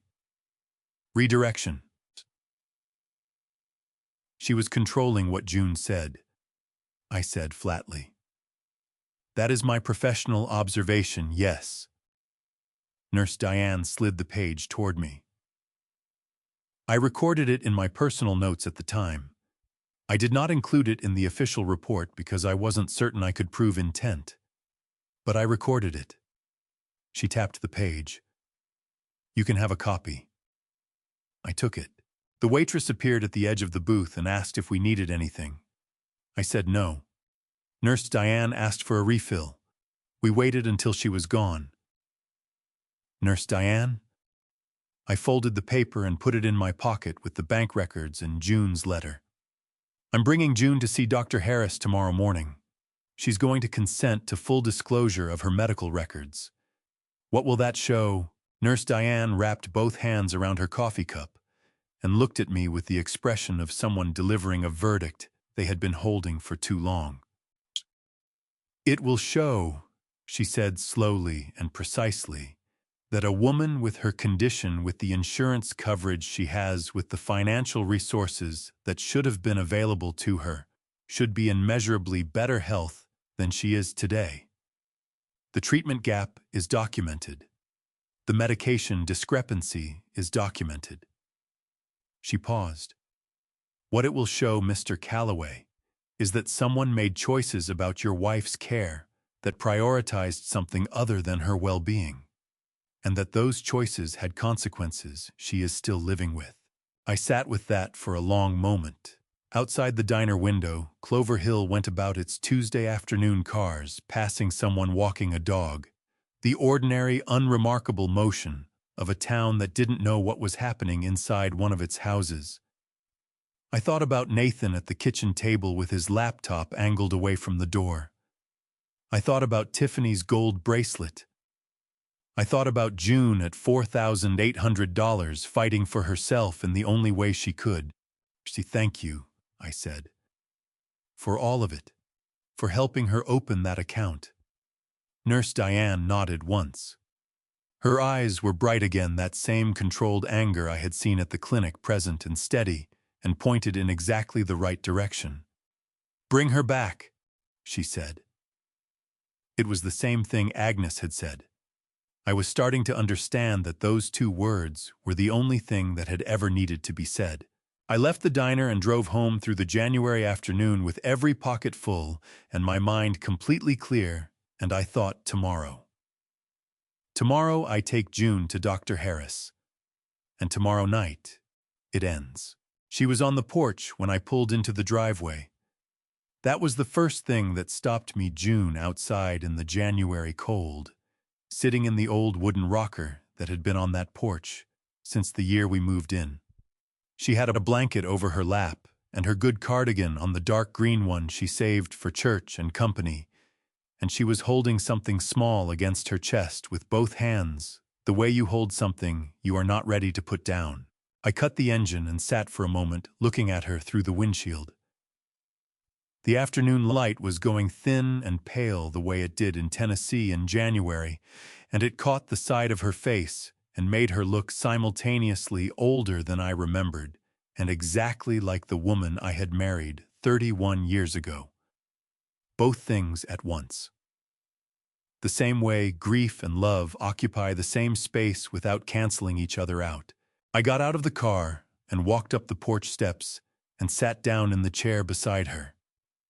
We had done this 10,000 times in 30 years, sat on this porch in the evening, not always talking, just present in the same space. It was one of the things I had missed most in Qatar. Not the big moments, the ordinary sitting. June looked at me for a long moment. Her eyes were clear today, clearer than they had been since I arrived. And something in her face had shifted. A decision maybe, or the resolution that comes after a decision, has already been made. She held out what she was carrying. It was a small notebook. Green cover, spiral bound, the kind sold in drugstores in packs of 3 for $1.99. The cover was worn soft at the corners from handling. She held it out to me with both hands like an offering, and when I took it, her exhale was long and slow, the breath of someone setting down something they had been carrying for a very long time. I opened it. The first page was dated January 14th, 2016, 3 days after I had left for Qatar. June's handwriting, careful, looping the cursive she had learned in school and never abandoned, filled the first line, wire received. $2,400, told Nathan. He said he'd handle the bills. I turned the page. February, March, April. Each month, same format, date, amount, received, what she had told Nathan, sometimes a note, about what she had expected the money to cover. The first year's entries were matter-of-fact, practical. The handwriting was steady. By year 2, the notes beside the entries started changing. March 2017. 2,400 received. Asked Nathan about roof repair. He said next month. July 2017. 2,400 received. Medication refill overdue by 2 weeks. Nathan said insurance issue. Resolved eventually. November 2017. 2,400 received. Asked where October's money went. Nathan said utilities ran high. Did not show receipt. I turned pages faster, now my throat tightening with every entry. The handwriting remained steady through year 3. By year 4, it had developed a slight tremor on the longer words, the Parkinson's adjacent symptom the wrong medication had failed to address. By year 5, the entries were shorter, the handwriting more effortful, but she had not stopped. She had never stopped. August 2020, wire received. Asked Nathan for accounting. He raised his voice. Did not ask again that week. March 2022. Wire received. Medication out 11 days. Told Nathan, he said costs up. I wrote Edward a letter. Asked Nathan to send it. He said he would. Below that entry in handwriting so careful it looked like she had pressed each letter individually into the page. He did not send it. I know he did not send it. I am keeping this book because someone needs to know the truth, even if I cannot say it out loud. I closed the notebook. My hands were not shaking. I was past shaking. I was in the place beyond shaking, where everything goes very quiet and very clear, the way the air goes quiet before a storm that has finally decided to arrive. June. My voice came out low and rough. How long have you been keeping this? Since the week you left, she said. I thought... She stopped and folded her hands in her lap. I thought if something happened to me, you would need to know. Where the money went. That you had sent it. That you had never stopped. Her chin was trembling slightly, but her voice was steady. I didn't want you to think we had wasted it. I didn't want you to think it was for nothing." The porch railing blurred for a moment. I blinked hard. "It wasn't for nothing," I said. "I know." She reached over and put her hand on mine, warm, now warmer than the day I arrived, as if the act of giving me the notebook had returned something to her. "Edward, I know you never stopped." I counted everyone.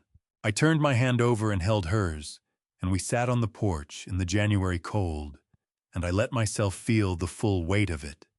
Not the anger, not the grief, not the 8 years of night shifts and crooked fingers and instant noodles.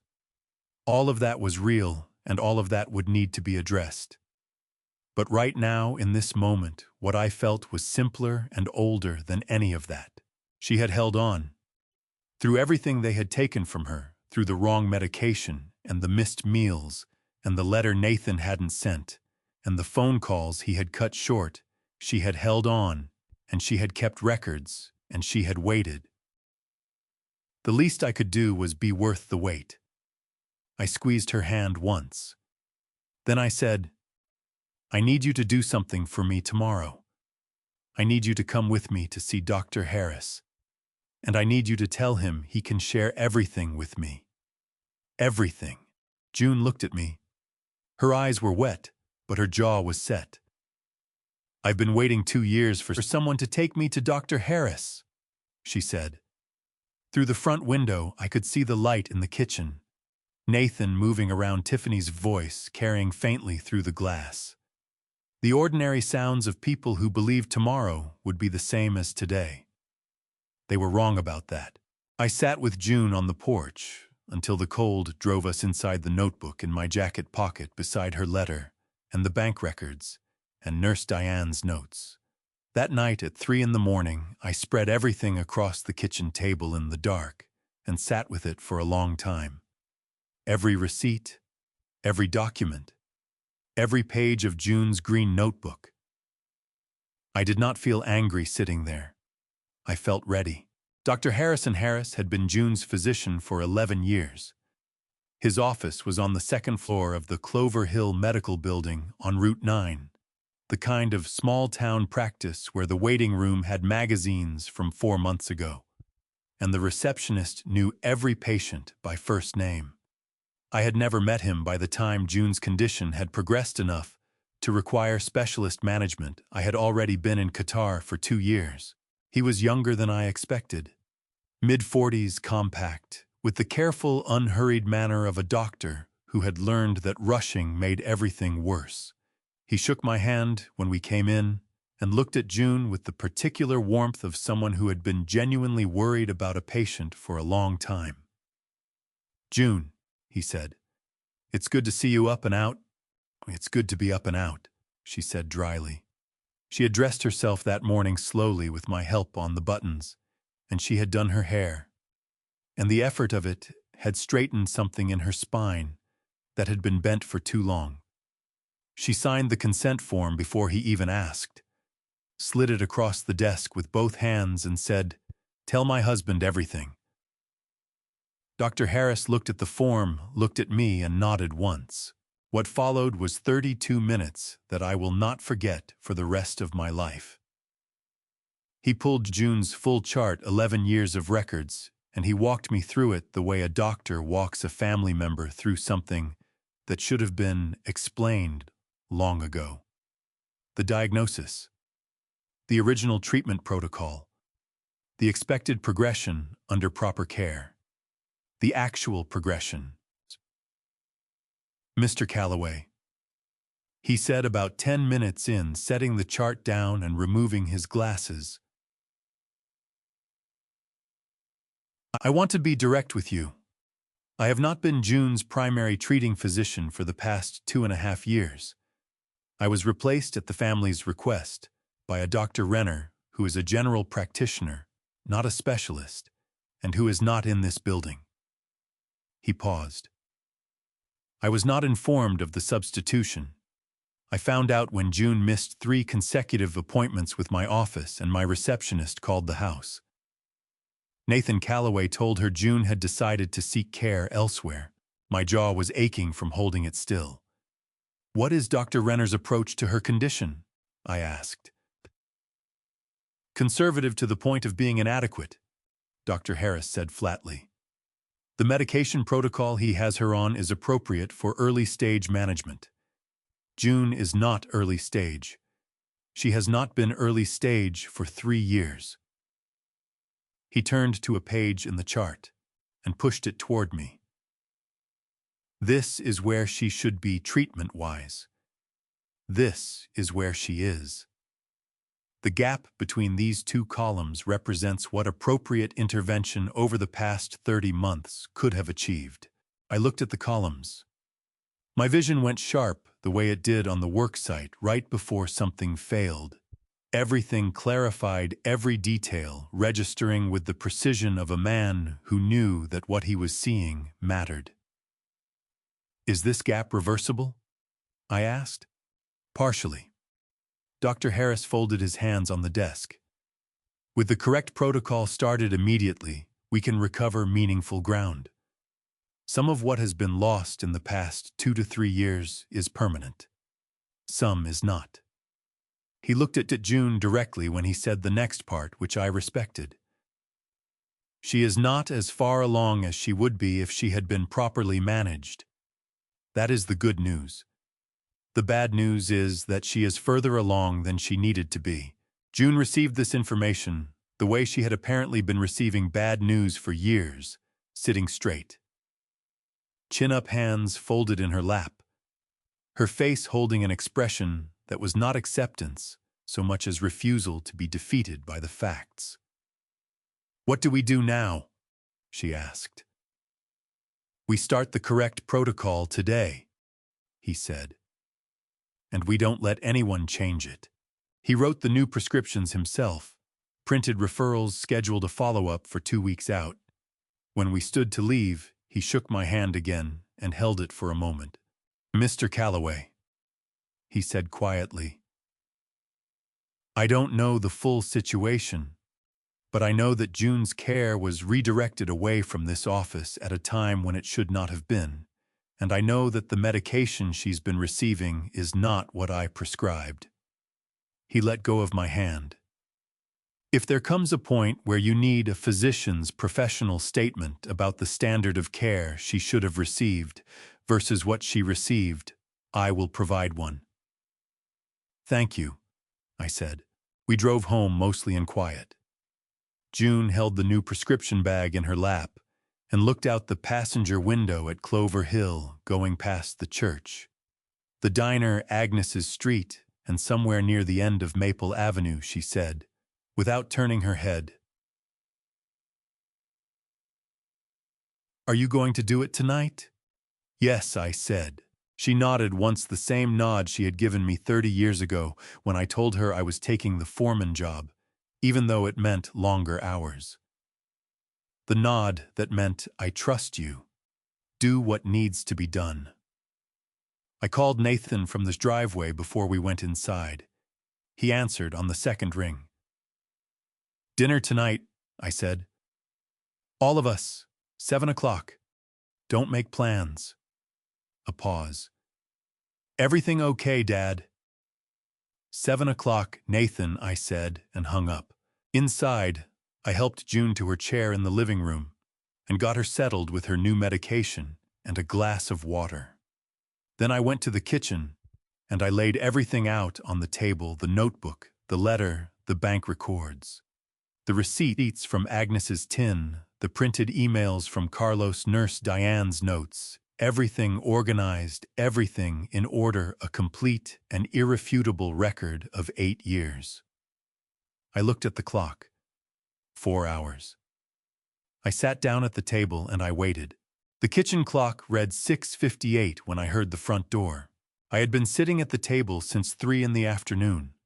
5 hours with the evidence spread out in front of me, Agnes's cookie tin on the left, Carlos's printed emails beside it, the bank records and POA documentation on the right, Nurse Diane's notes, Dr. Harris's chart comparison, June's letter still in its original envelope and in the center open to the first page, the green notebook.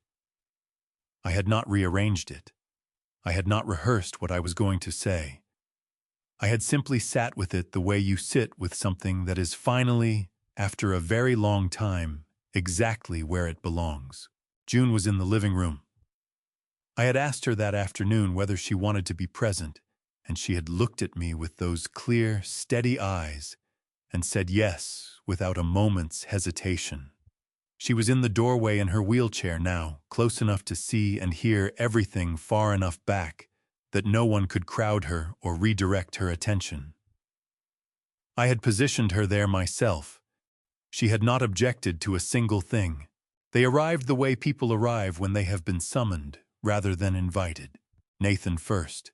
He came through the front door with the particular bearing of a man who has spent the day deciding how he is going to walk into a room, and I could see the decision in every line of him, the set of his jaw, the measured pace, the way his eyes moved across the kitchen table and stopped, and then deliberately moved away, as if not looking at it directly made it less real. Tiffany was 2 steps behind him, her expression arranged into something carefully neutral that she had clearly been working on since my phone call that afternoon. She was still wearing the gold bracelet. I noted that. Serena came in from the back door. She had been staying in the guest room since I arrived, another quiet occupation I had not yet addressed, with a glass of wine already in hand. But she set it on the counter before she sat down, which told me she understood, at least in part, what kind of evening this was going to be. That small gesture, the wine glass set aside, was the first honest thing I had seen from her since I came home. Joel was last. He came down the stairs slowly, each step deliberate, the way a man walks when he is trying to give himself time he knows he does not have.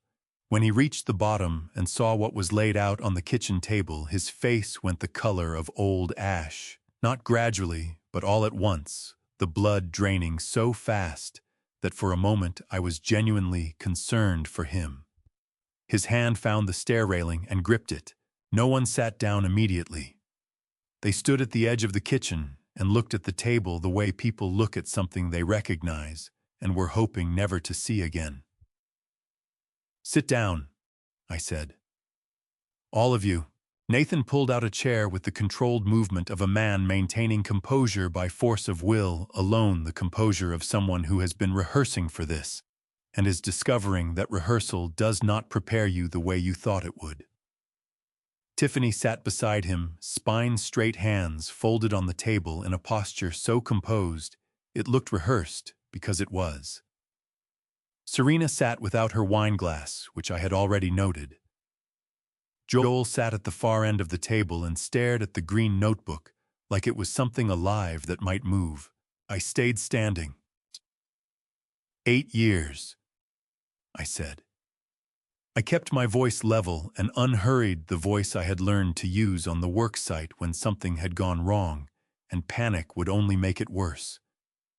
96 wire transfers, $231,000.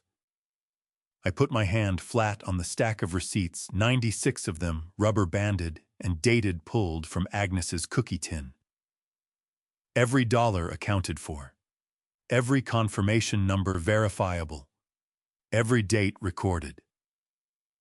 I moved my hand to the green notebook.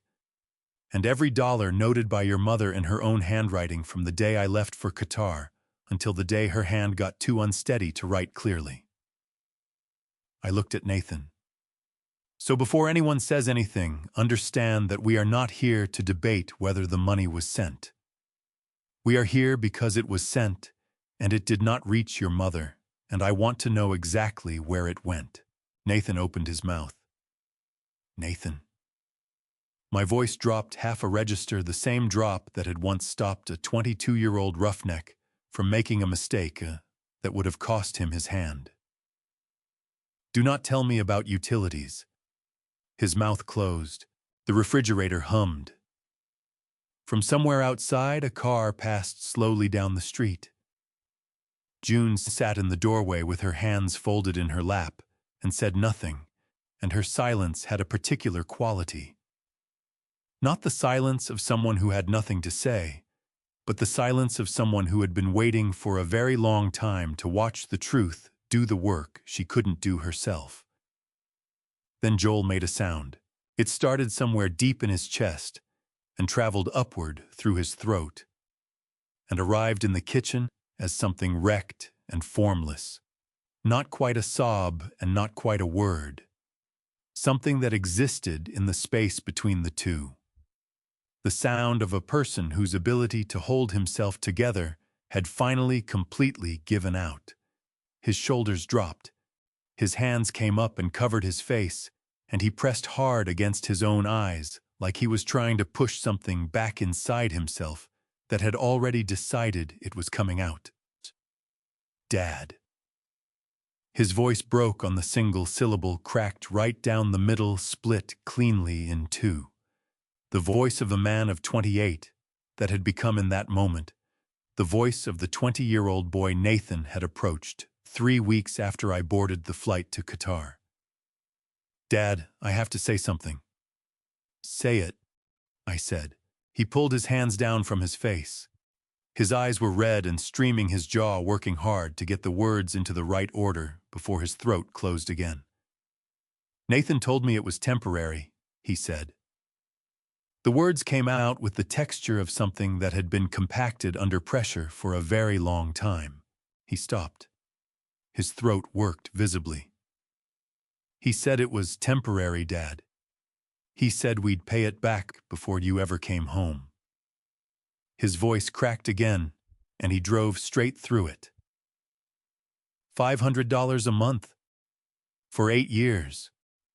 I used it for my student loans, and I told myself every single month that I was going to stop, that I was going to say something, that next month I would do it. He stopped. The kitchen held its breath.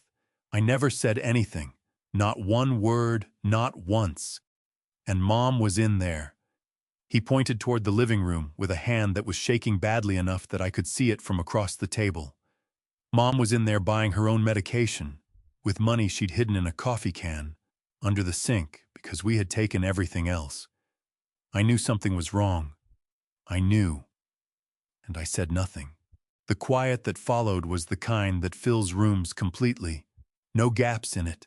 No space for anything that wasn't already there. Serena was staring at Joel with an expression that had moved past shock and landed somewhere harder and more complicated. The expression of a woman doing arithmetic she did not want to do. She turned to Nathan slowly, the movement deliberate and unhurried, the way you turn when you already know what you are going to find. $500 a month, she said. Her voice was very controlled, the control of someone who has learned that losing it helps nothing. You gave Joel $500 a month. Nathan said nothing. Nathan. Her voice sharpened at the edges, taking on a quality that I recognized because I had heard it once before in my life. In my own voice years ago, the night I found out, a foreman had been falsifying safety inspections. The voice of someone who has just understood the full shape of a betrayal. You told me we were splitting it. You told me 3 ways, equal shares. She picked up her phone and opened her banking app with hands that were not entirely steady, her lips moving slightly as she added 8 years of deposits in her head. $76,800. That is what I received. She set the phone down and looked at Nathan with an expression that had passed through anger and come out the other side into something colder and more permanent. The expression of a person who has just understood that the man who deceived their parents also deceived them, and that the 2 betrayals were always the same betrayal. Joel got $48,000. I got $76,000. What did you keep, Nathan? Nathan's jaw was working. Tiffany had gone very still beside him, her composed expression developing small cracks at the edges around the eyes, along the jawline, the incremental way that composure fails when the performance has become impossible to sustain and the performer knows it. Tiffany. Joel's voice came across the table from the far end, steadier now, scraped clean by everything he had already confessed, carrying the particular clarity of a man who has put down the heaviest thing he has ever carried and discovered his hands still work. "I heard you on the phone once, year 2. You were on the back porch and I came outside and you didn't hear me come through the door. You were talking to someone and you said—" He stopped and looked directly at her across the length of the table. "You said, 'He's too far away to check anything. By the time he comes back, it'll just be gone.' Those were your exact words. I have heard them in my head every single month for 6 years." Tiffany's composure broke. Not dramatically, not with tears or a raised voice or any of the theatrical collapse that the moment might have justified. It broke the way expensive things break when the stress finally exceeds the material quietly and all at once, and without any possibility of being put back the way it was. She looked down at her hands on the table, and for the first time since she had walked through the front door 4 days ago, she looked like exactly what she was, a woman who had built 8 years of comfort on a foundation she had always known was not hers to build on. "So, Nathan," I turned to my oldest son. He was looking at the table, at the green notebook, at nothing, at whatever a man looks at when he has run out of places to look. "I am going to ask you one time. How much did you keep?" The silence stretched long enough that Tiffany's hands tightened against each other on the table, long enough that Serena stopped breathing, visibly long enough that Joel pressed the back of his wrist against his mouth. Nathan looked up. His eyes were dry. That was the thing I had not expected after everything, after Joel's confession and Serena's arithmetic and Tiffany's quiet collapse. Nathan's eyes were completely dry. He looked at me across the kitchen table, across 8 years and $231,000 and a green notebook and a letter that had sat in a drawer for 22 months, and he said one word. Enough. The word hung in the kitchen air like something that needed to be cleaned up. Enough. 8 years, $231,000. His mother's wrong medication and missed meals, and a letter she had written and he had not sent, and a green notebook she had filled page by page because she needed someone to know the truth, even when she could not say it out loud. And Nathan Calloway, my firstborn, the boy I had shaken hands with at the airport, like a man accepting a sacred trust, sat at my kitchen table and said enough. I looked at him for a long moment.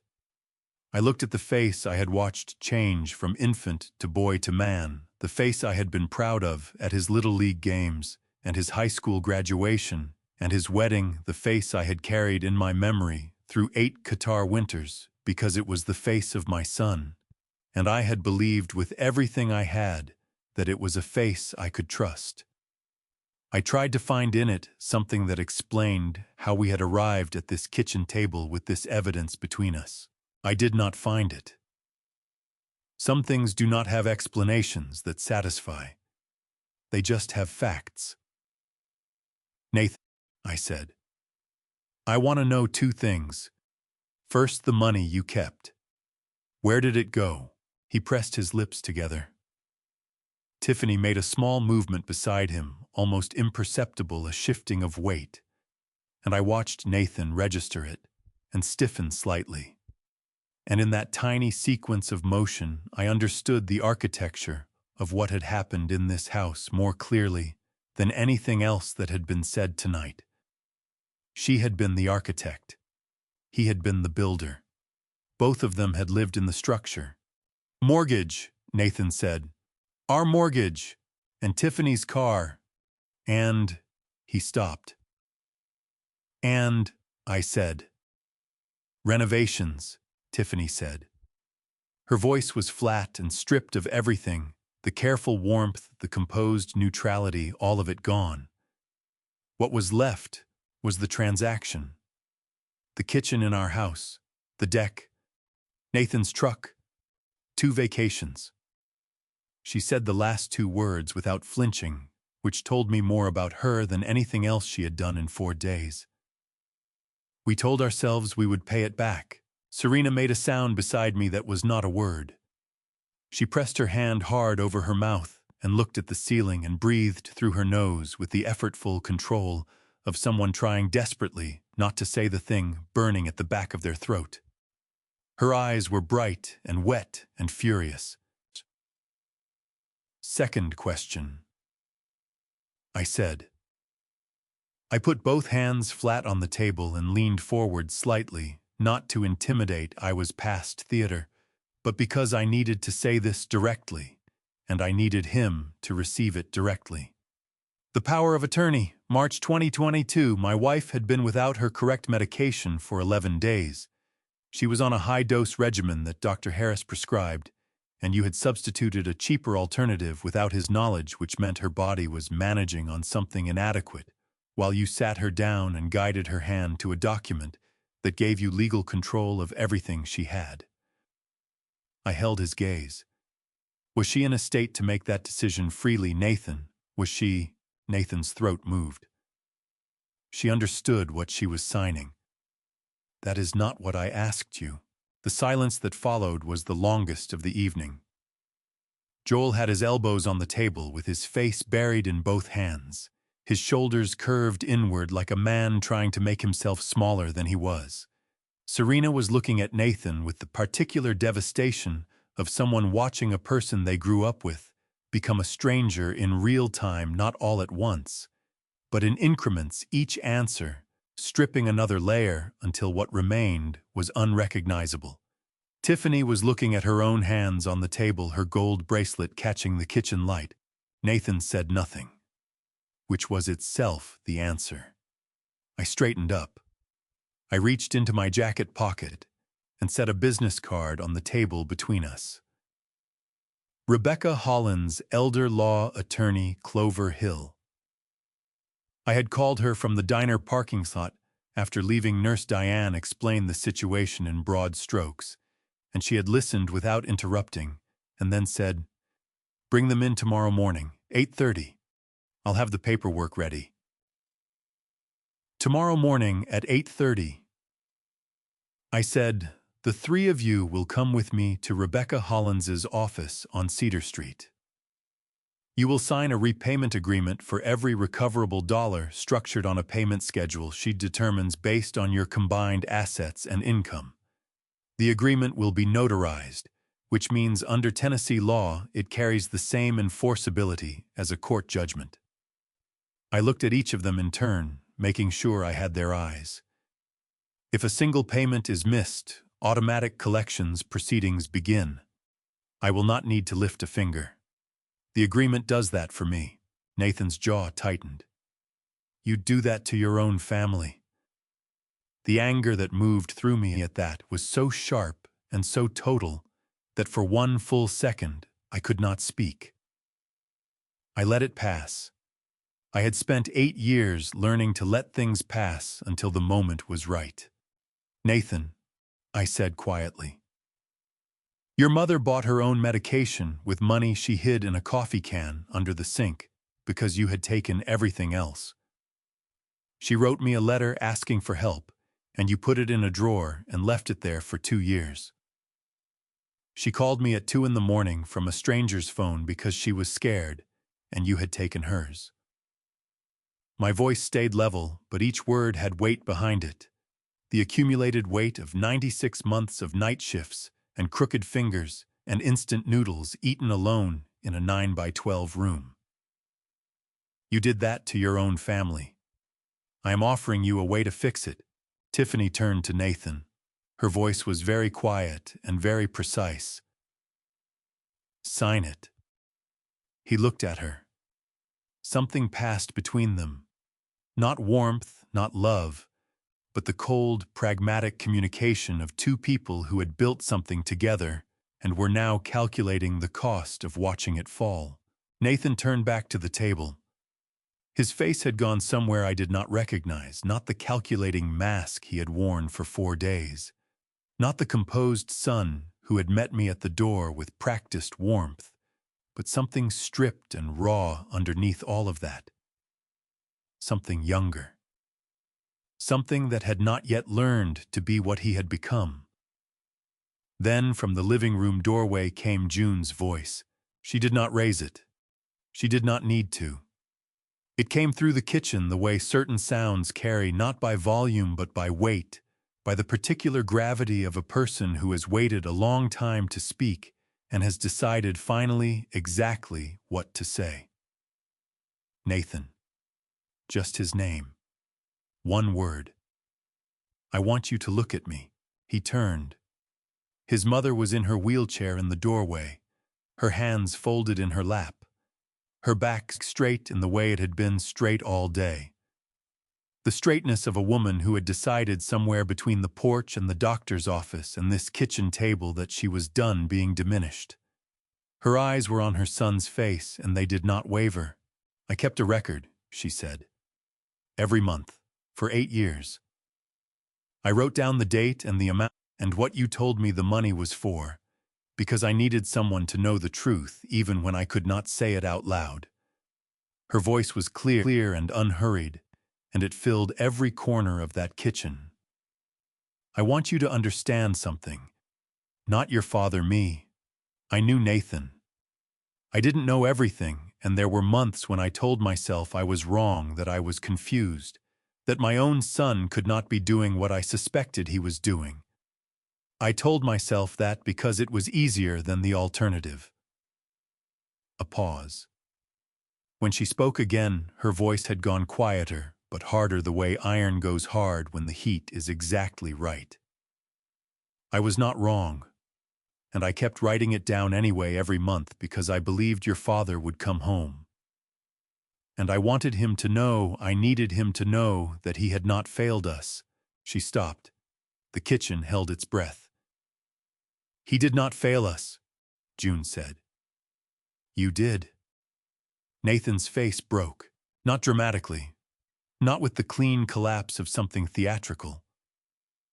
It broke the way the faces of men break when they have been holding something for too long, and the last support gives way in increments from the eyes outward, the control dissolving layer by layer until what was underneath was visible to everyone in the room.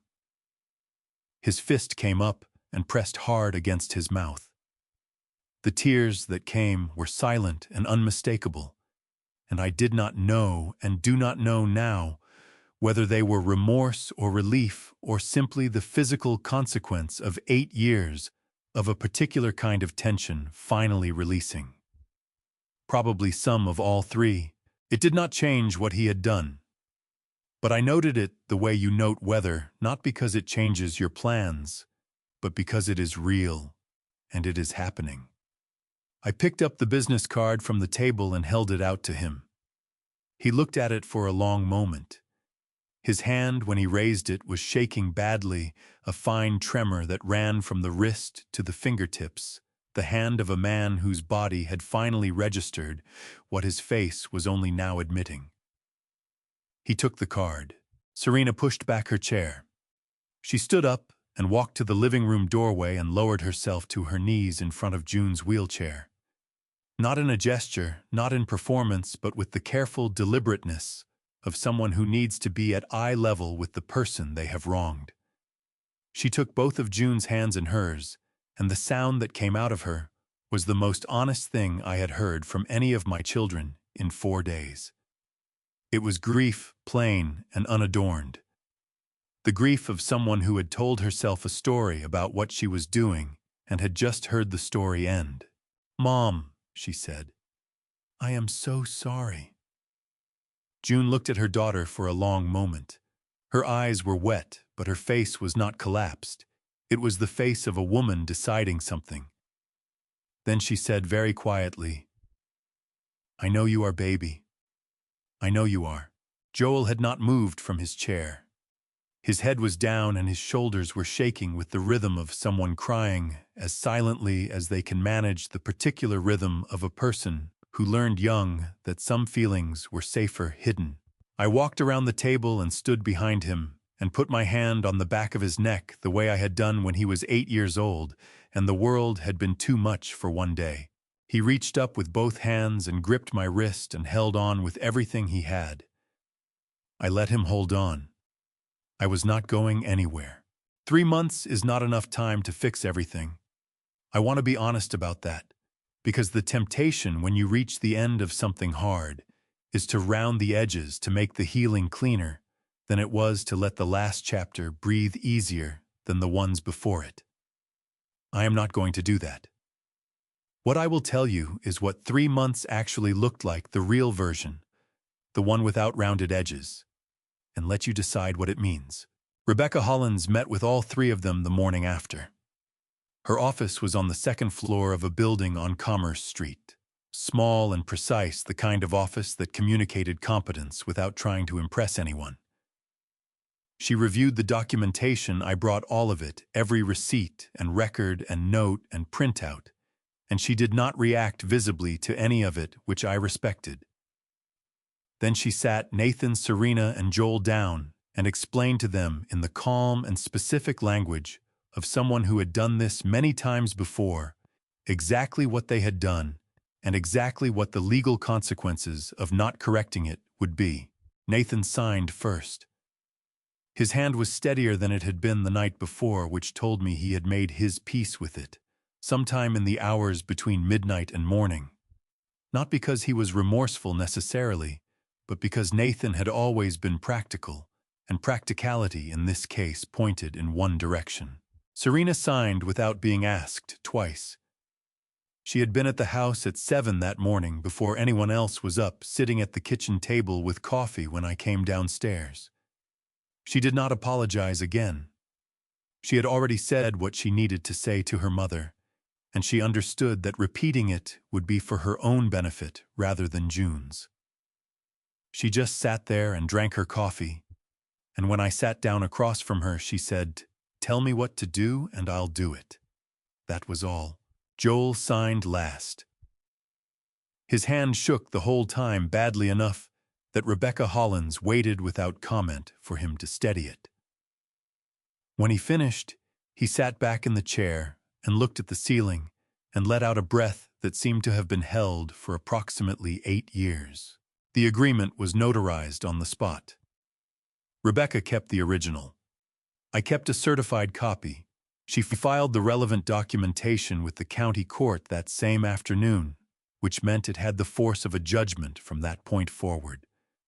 No trust required. No goodwill needed. Just a legal obligation with automatic consequences, which was the only kind of obligation any of us were in a position to rely on at that point. That was January 9th. By February, June was on the correct protocol. Dr. Harris had started her on the escalated treatment plan the same week, and the difference, I want to be careful not to overstate this, because medicine is slow and conditions are complicated, and 3 months is not a cure. The difference was real. She was sleeping better. She was eating more. She was sitting on the porch again in the afternoons when the weather allowed the green notebook nowhere in sight, because she had given it to me, and she did not need it anymore. The roof was the first thing I fixed.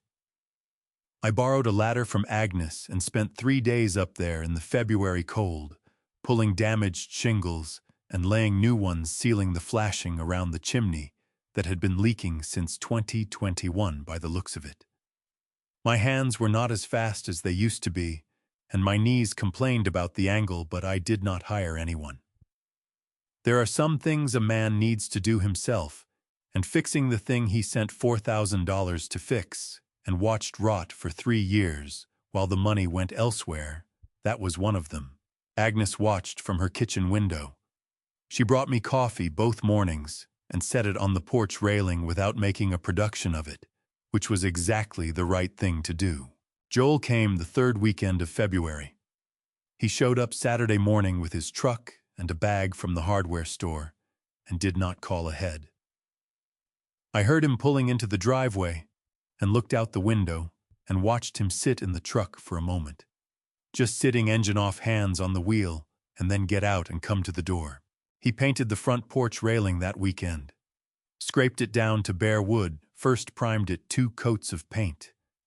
He did it carefully and without being asked, and when he was done, It looked better than it had since the year we moved in. He ate dinner with us both nights.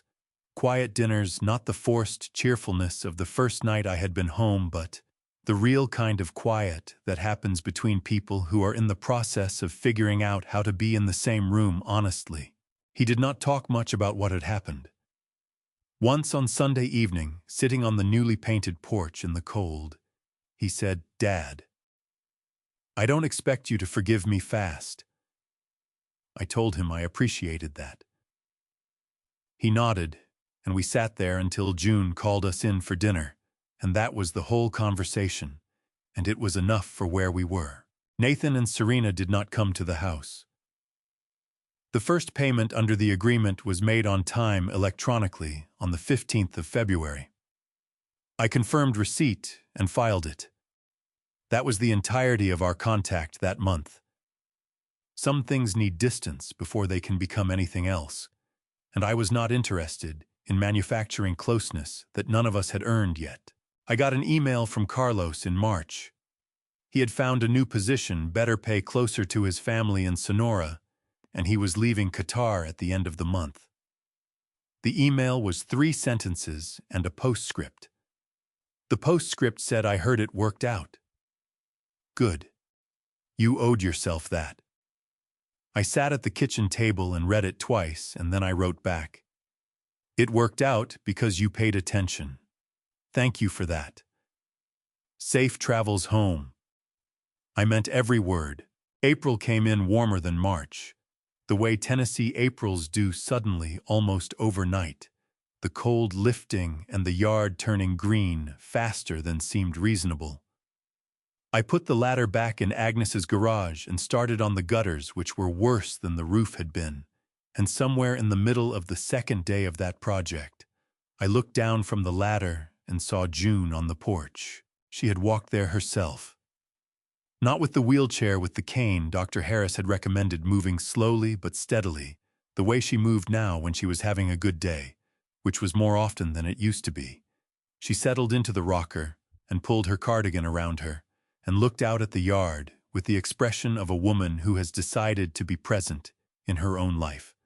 I climbed down from the ladder and sat in the chair beside her. We did not say anything for a while.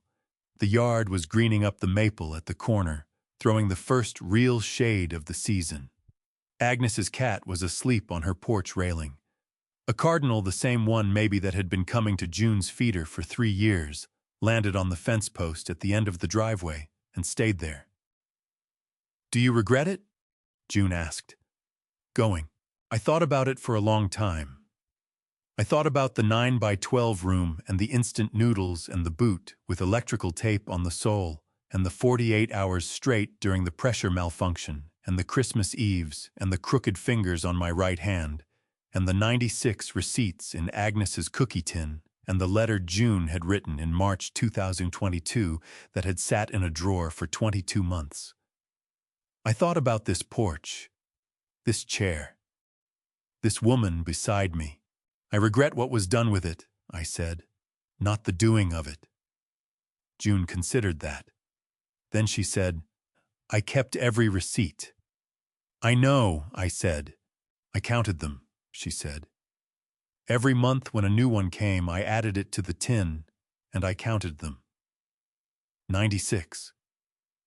She looked at me sidelong, and there was something in her face that was almost, not quite, but almost the same as the face she'd had when she was young, and we used to sit on this porch, and the world was smaller and easier and ours. "You never missed one." "Not one," I said. She reached over and put her hand on mine. Warm. Steadier than it had been in January, warmer than the day I came home and found it cold and thin in my 2 palms. Still not the same as it was, but here, real, present in the April afternoon in the way that matters more than all the rest. "I know," she said. I wrote them all down. The cardinal lifted off the fence post and was gone.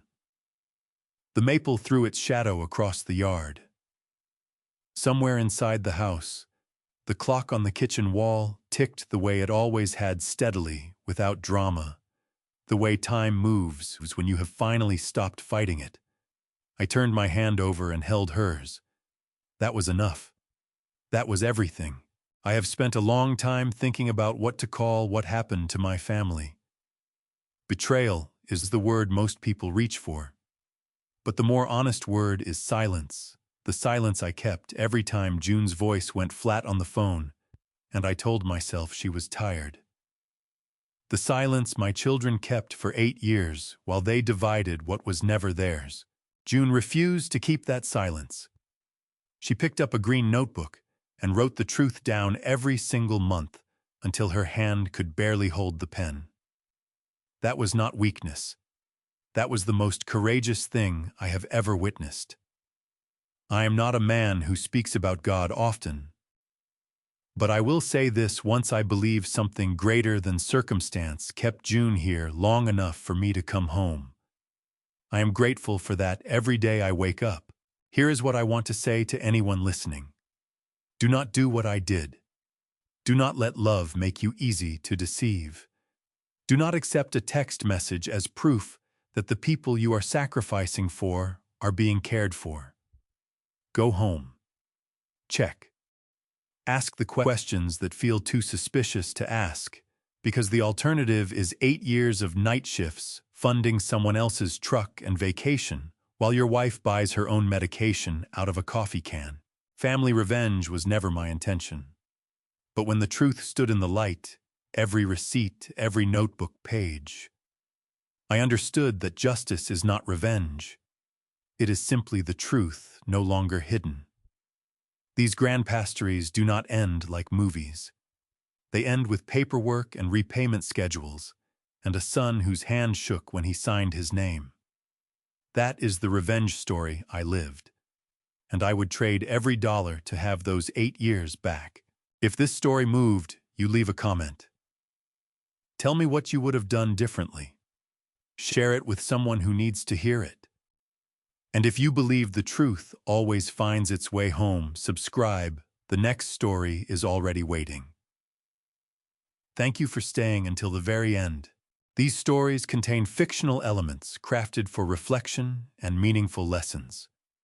Names, places, and details are not drawn from life, but what they teach is worth carrying with you.